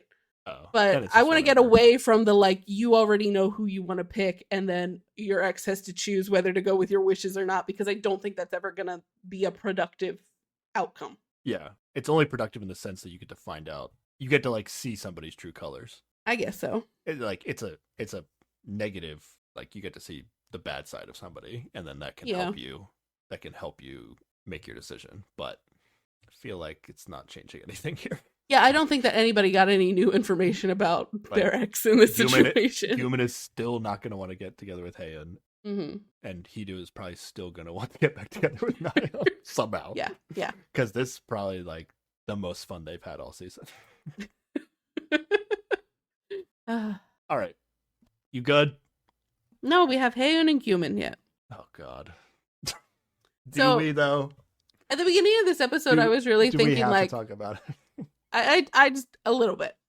At the beginning of this episode, when we're finally seeing like happy Heian on a date, I was starting to think, I was feeling bad because I feel like in some old episodes I was maybe really harsh on her when she was in sad times. Oh, yeah, know? you were. I was real harsh. You hated watching And then I hated watching it, but I think also like that whole thing where she was on the terrace with him and then he went to Nyan's room to talk to her or whatever. Like I was all like, she is being unreasonable about like it. Yeah. expectations of him. Yeah, you had an amazing, you had a surprising take on that whole thing in my eyes. But yeah. But over time, I've warmed up to her. I've been like, I just want her to stop crying and be happy. And now we come back to this and I can't help but go back to how I was before, where she's being completely unreasonable and I'm really upset at her behavior here, like she Yeah. has her perspective is that her choosing someone is sending him off on a date, and how could she, like, it's so painful to watch him go on a date. How much more painful would it be if she's the reason he's going? And it's like, if you don't The pick, like he same. would just go on a date with her anyway. Like this makes no difference whether production has made you pick her or not. Yeah. It's like, it's like coming up with like bullshit reasons to do the thing you want to do, even though Yeah. your reasons don't make any sense. Yeah. And like Human is like real trying to be reasonable with her the whole way. He's like, I get that you're upset, but do you think it's really gonna help how our situation if you do this thing that's gonna make me really resentful? Like, is that gonna be a productive outcome? And she's like, no, but I'm gonna do it anyway. And yeah. At some point he does say something where he's like, I can't do anything for you anymore. Like, you're not my girlfriend, which is 100% accurate. And as much as we've not liked Human throughout this whole season, like, that's what it is. Like, he is not responsible for her being super upset every time he dates somebody on this dating show. And she's just being unreasonable, and I'm upset. Human has to be here in this 30-minute conversation. He's being forced by production to be here, and it's not his responsibility to make Heian feel better. Yeah. About however she's feeling. But Yep. It's not equivalent to previous situation on the show where he's going out of his way, in my opinion, to show off to Heian that he's interested in other girls and having conversations with them in her bedroom, and then telling us he was doing it on purpose. and he also invited Heian to be on the show to begin with. Yeah. All Human- those things, yes. Yeah. But right now in this conversation, yeah. This isn't a conversation. It shouldn't be a conversation. Yep. You want somebody to like you can't be the option. Like, honestly, even if they could choose themselves, Sarah, Yeah. I still think it would be terrible to choose yourself if that's not what the person wanted. Yep. 100%. So, yeah. When you can't even choose yourself. Mhm. Terrible. And that's why when it's like all options are terrible unless you just do what they wanted to do, like, why is this a segment? I don't like it. Now, if It's Heian dumb. said to Gyubin, like, nah, fuck you, I hate you, I'm not picking Nyan, and then I'd be like, okay. I mean, I get that. But she's Mhm. like, clearly she thinks this will, I don't know. She thinks this will make her feel better, but like not in like the fuck you way. It's like I'll somehow be less sad tomorrow. When you Which wanna is date not somebody. true. Which is, it's totally not It's true. not true. Hopefully she feels even shittier about herself tomorrow when she finally realizes that this was fucked up. But we'll see. All right. Anything else we need to talk about? No. All right. Took This us was a probably bummer. more than 30 minutes to shit on this 30-minute segment, but okay. I mean, okay. There was some interesting things. Okay. Was there? I don't Yeah. remember them. Yes, it was the Okay. Nan I and guess- Hyungyu interaction. We now understand where they stand as an ex couple. Okay. All right. Everyone gathers back together. Haeyeon is still crying. She has to leave the group because she's crying so hard. Yeah. I have no sympathy for Haeyeon now. I had sympathy early on when she was crying because she was invited to be on the show and her ex never seemed to have really interest in her. She came in late to the show, so I felt bad about that. We're deep into the game here. They basically gave you a puzzle to solve that was 2 pieces and obvious how they fit together, and she couldn't figure out how to put them together. Oh, she knew how to put them together. She just refused. No, like refuse. Like, if you're not doing it, that's not putting the puzzle together. But all right. Here are the results of the dates. Yes. Ready? Jisoo. By the way, the girls have to say these picks out loud to the group. It's not like a texting thing.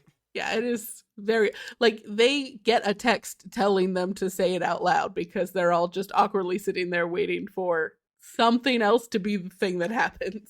Yeah. Jisoo picks Haeyoon. Good job. That's what she was supposed to do. Nan also picks Haeyoon. Yeah. So Wanbin and Haeyeon, Hyungyu and Haeyeon going on dates. Yes. Jiyeon picks Nayeon. Also who she was Nah. supposed to pick. Nan. Sorry. Right. Tae and Who Nan she was going supposed on to a pick date. for Tae. That's good. That's what we want to see. Haeyoon picks Nan. And we see Nayeon begin to nod and agree and then gasp when it gets partway through and it's not actually her name, which is very similar. Yeah. And then Nayeon picks Jisoo for Heedu. So there we are. Little does Haeyeon know, but Nan is also interested in Gyumin. Yep. Yeah. Take that, Haeyeon. Yeah, idiot. Yeah, so then Gyumin and Na-eun are going on a date. Could be interesting. And Heedu and Jisoo are going on a date. And Jisoo is immediately like, actually Jisoo I think actually has the proper read where she's like, I guess Nayeon is like the least worried about me.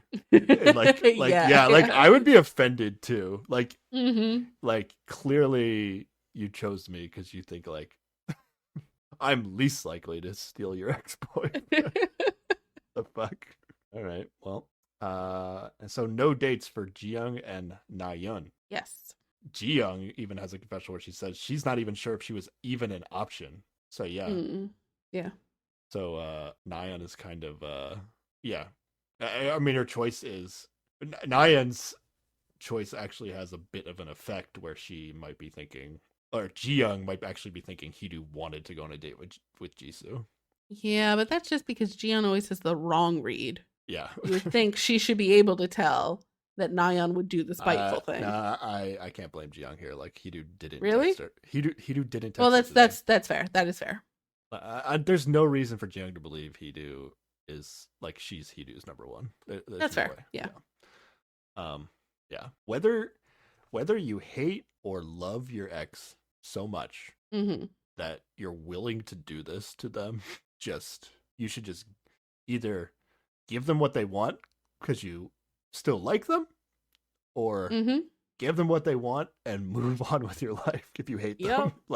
And like at the end of the day, it's just one fucking date. Like, why are we getting so upset about like you choosing the person they want to go on a date? Just do it. Just give them what they want. It's just one date. Like, who cares? It doesn't matter if it was choosing who they wanted to marry and be with the rest of their life. You still give them what they want. Oh, well, that would be an even more of a, you give them what they want. But like, like this is just so like, it does not warrant the amount of upset that Haeyeon gets, that Nayeon gets about this, because they've been going on dates with these people they want to go on with anyway.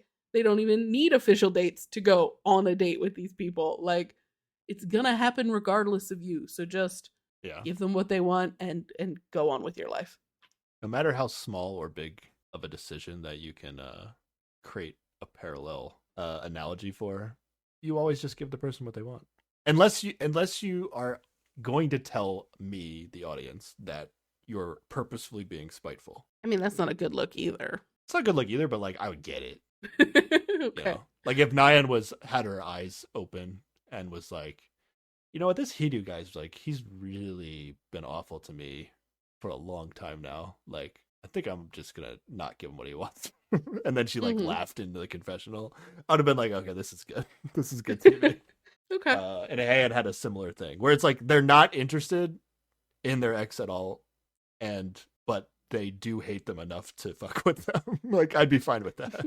Yeah. Still not like it's yeah, again, it's not the best, but at least you'd be acting in a way that made sense. You wouldn't be living in this like they're trying to live in a reality that doesn't exist, essentially. Like somehow by not giving them what they want will increase the chances of them wanting to be with me. Like that is not gonna happen. That doesn't exist. Yeah. Now, Nyan and Hidu might still end up together, but this did not increase the chances of that happening. I would hope. All right. Well, we have some dates next episode. Yeah, we do. That's good. Is it? I guess. One of the dates might actually be interesting. Like Guman Guman's on the date, so it might not be interesting. But, theoretically, a Guman Naeun date could be an additional storyline on the show that could be interesting. That's true. Hidu Jisoo, I don't know. Any date with it's gonna be a nothing date. Yeah. Did I want to see a Hidu Jiyoung date? Probably not either. So like ultimately the dates we got, I don't think we like missed out on some date that I really wanted to see. Yeah. Like we've seen Hidu Jiyoung enough, we've seen Guman Naeun enough. So I don't think the dates are gonna be worse for the audience, but yeah, it's just a fucked up situation. And we're still getting a Hyungyu Haeun date, which I'm just gonna disassociate this last part of this episode and just try to keep rooting for her anyway. No, I don't know. You can't. I can't root for her. I'm not. I can't. I'm rooting for her to like grow and get out of this situation so she can like get back to being a person again. You know what I mean? She just had her chance to grow and she didn't take it. I'm done. Yeah, but she's having a rough time. She grew too late. And I just wanted to turn around. I wanted to have a redemption arc. All right. Because otherwise, what am I hanging on to on this show? What are you hanging on to on this show? What are you hoping for? Yeah. I just want to see more Tae and Naeun content. That's true. I do. But it's very like that. Yeah. It does feel either there's not as much there as we think there is, or this show just really thinks it's not as interesting as all the terrible stuff that's happening. I wanted to believe that, but like some of the things she said this episode where she's like, yeah, I mean, which are totally reasonable, which she hasn't gone on dates with other guys or whatever, but it doesn't feel as solid as I would like it to be. Oh, really? I feel more solid about Tae and Naeun than Haeun and Hyungyu. Yeah, but it's not as solid as I would like it to be, which is like, oh yeah, absolutely, this is gonna happen. You want like a cute couple that 100% are picking each other at this point? That's what you wish you had. Well, I mean, I guess I don't need that. I just, to feel reassured that there's gonna be an ending that I'm happy about, I would want to be more sure about them right now. You know what I mean? Like at this point, I don't know that they're gonna make it to the end and pick each other. Yeah, that's true. Somewhat decent chance. But I sure hope so. At this point, I don't think there's any amount of people I like picking each other that will counteract the feelings I have, or the negative feelings I have about people picking each other. So I'm pretty locked into this not having a great ending to this TV show. I'm just going to try to focus on some very specific things. You won't let me focus. You keep wanting to talk about Hidu. I'm trying to do that too.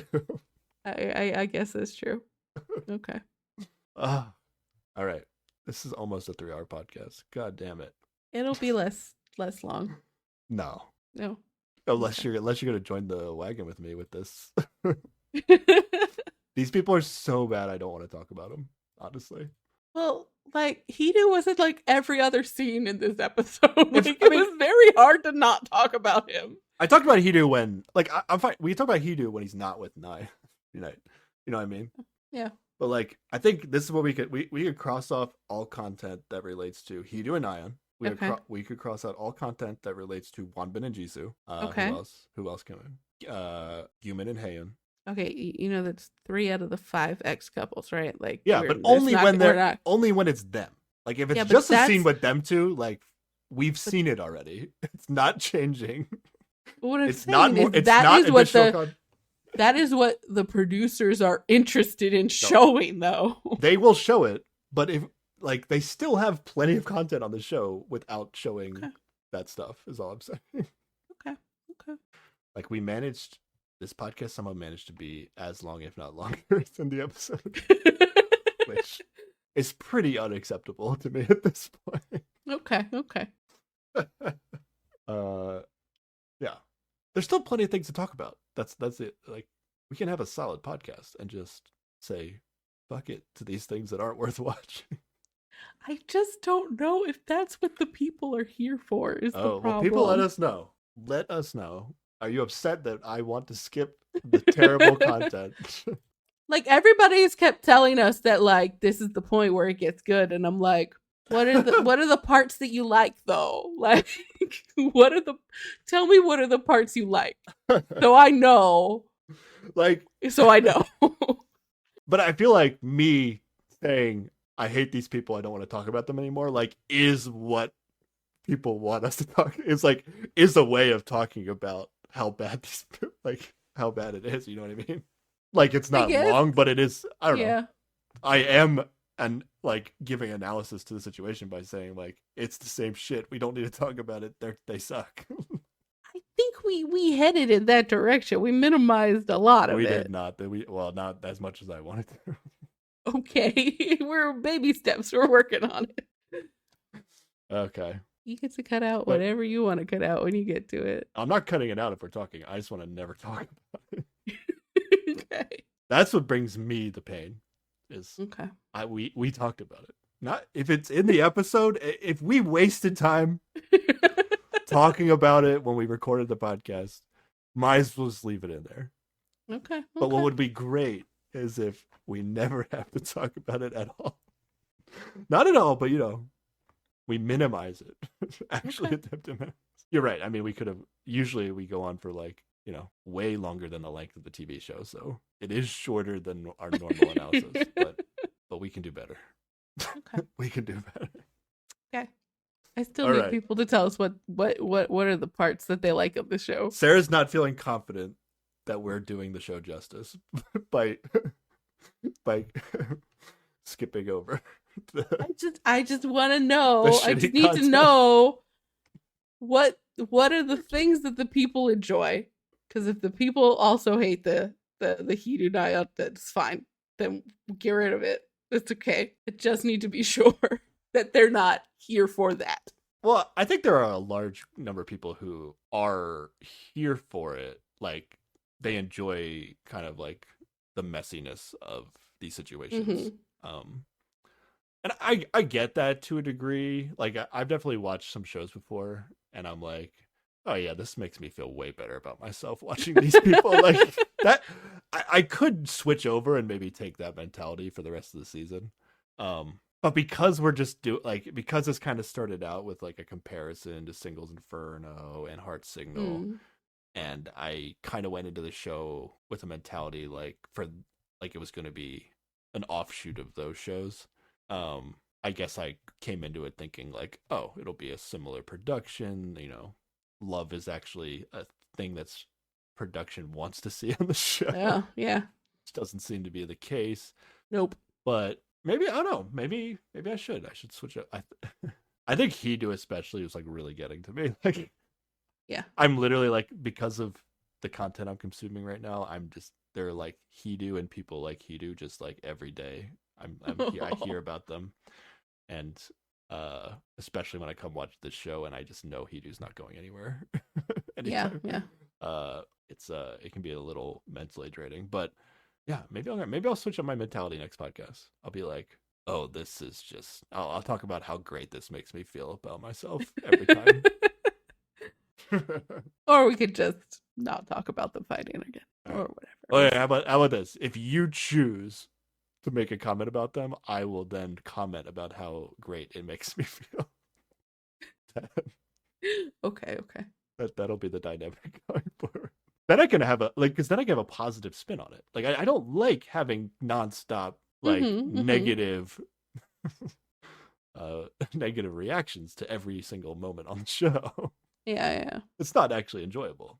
It's enjoyable here and there when I know I'm getting good stuff more consistently. But okay, I'll take a negative spin on everything going forward. How about that? I'll try to take everything in this show and turn it into a negative. That'll be the mission. I mean, turn it into a positive.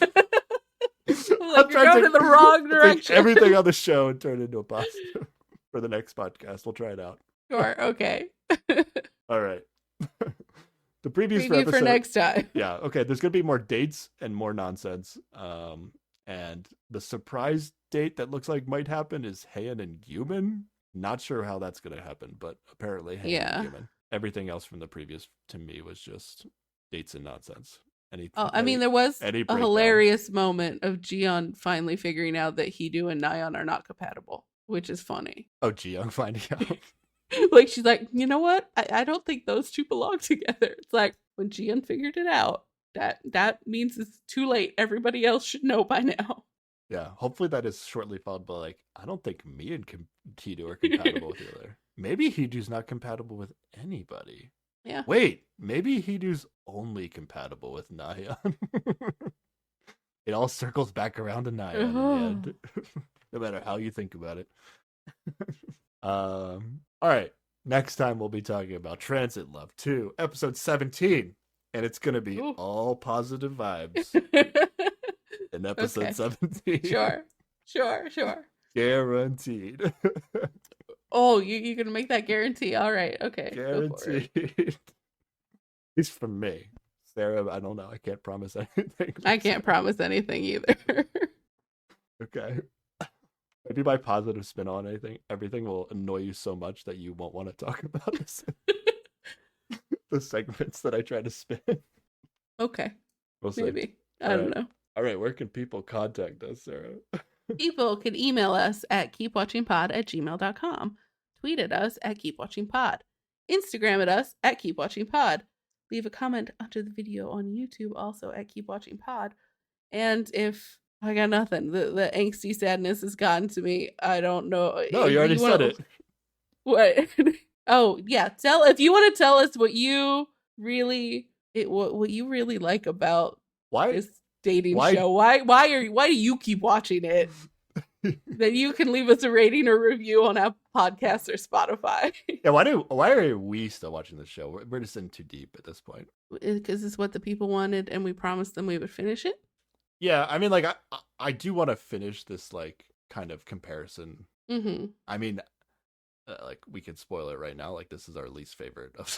If people haven't figured that out yet, it's obvious. But like, I'm kind of curious to see how the end of the show works. Yeah. And maybe like the show might have a better like end mechanic than the other shows we've seen. I'm not sure what that would be, but we'll see. I don't know. Yeah, we'll see. And then we can do a whole, eulogy to the show because might be the last time we ever talk about it. Yeah, I don't see us picking up on season 3 at all for this one unless they make some big changes. No, not even. We would have no. I don't know. I would feel like I would need the production to come out and be like, this time we didn't try to make everyone feel the worst, and we didn't manipulate everything to be awful all the time. I won't believe them even if they say that. Yeah. Yeah. It's an interesting social experiment, but there are better social experiments out there to watch. Imagine how bad Pink Lie is. Oh my god, I can't even. I think Pink Lie is like everybody on the show. I'm not 100% sure. I was looking at a bunch of random shows at one point. I think it's like everyone on the show has like some secret that would supposedly completely change how you thought about the person with respect to dating. Oh, weird. But then on top of that, it sounds like everybody's Heedu on that show. So. All of their secrets are, I'm actually Heedu. No, I'm actually Heedu. It's that Spider-Man meme at the end. Where all the Spider-Mans point at each other. All right, yeah. Sarah wants to know what do you enjoy about the show? I'll focus on that. Oh, okay. Well, I think what people like about the show is the messiness that we complain about. So are you going to really focus on it? Well, that's why I need to know if how. Oh, you want to know because if they like that, you don't want to skip it. Yeah. Oh, okay, got you. That's why I'm still here bringing it up for, it happened in the show. We say we're going to, and plus some people, like, I think you said your sister listens to this show without watching the show. How's she going to know how often Hidu and Nyan fight if I don't say? It's constant. I explained to you, if we're not, just because we're not talking about it doesn't mean it's not happening. It's happening. Okay. I promise you, it happened last episode, the episode before that, the episode before that, the episode before that. It's going to happen next episode, and the episode after that, and the episode that. When the show's over, it'll probably keep going, but nobody will be watching. They're probably fighting right now. Yeah, right now as we speak. It's happening. Okay. All right. The other people that I'm done talking about, they're not as often, but it's fine to be like, if these two people talked ever again, this is how it would go. I just feel like that list is getting longer, and soon it's going to be everyone on the show, and then there's no show left. It's only two combinations of. It's only three combinations of people out of the. There's a bunch of combinations of people. But a lot of the time, when anyone from those combinations are in other combinations, they are talking about the problematic combinations. So, like, it's just. Oh, we can skip that too. Yeah, that's what I'm saying. There goes the show. The show will be 10 minutes long. It'll be Tae and Naeun surfing. This is what we do next episode. I'll record my version of the podcast, and you can record your version of the podcast. Where you just talk to yourself the whole time? Yeah, I'll just talk to myself, and you talk to yourself. We will not be doing this. No, here's what you do. You get the footage for the next episode, and you edit all the parts you don't want me to talk about out, and then I won't be able to. Sounds like a lot of work. It's easier just to not talk about it. Yeah, which podcast would people like better? That's what. Yeah, well, ask that. That should be the question. Which podcast would you like better? The one where it's just me talking about all the stuff I think is worth talking about, or the Sarah's version where she talks about almost everything. I think and I hope that they prefer the version where we're together and it's not just us shouting to the void. Yeah, but even if no. But tell us how you want us to go going forward. Because I mean, some people have said to us like, yeah, you could just combine the next two episodes into one podcast, and I'm like, I don't know how to do that. Like, it's a lot of content to talk about. So I don't know. I think there's some people out there that are like, yeah, we're gonna go. Like, we could be going faster than we're going. So yeah, okay. All right, let us know. Let us know specifically. Let us know so Sarah can feel confident about whatever decisions we make. Yeah. All right. You good? Oh, I'm good. Yeah. All right. Thanks for listening, everybody. Bye. Bye.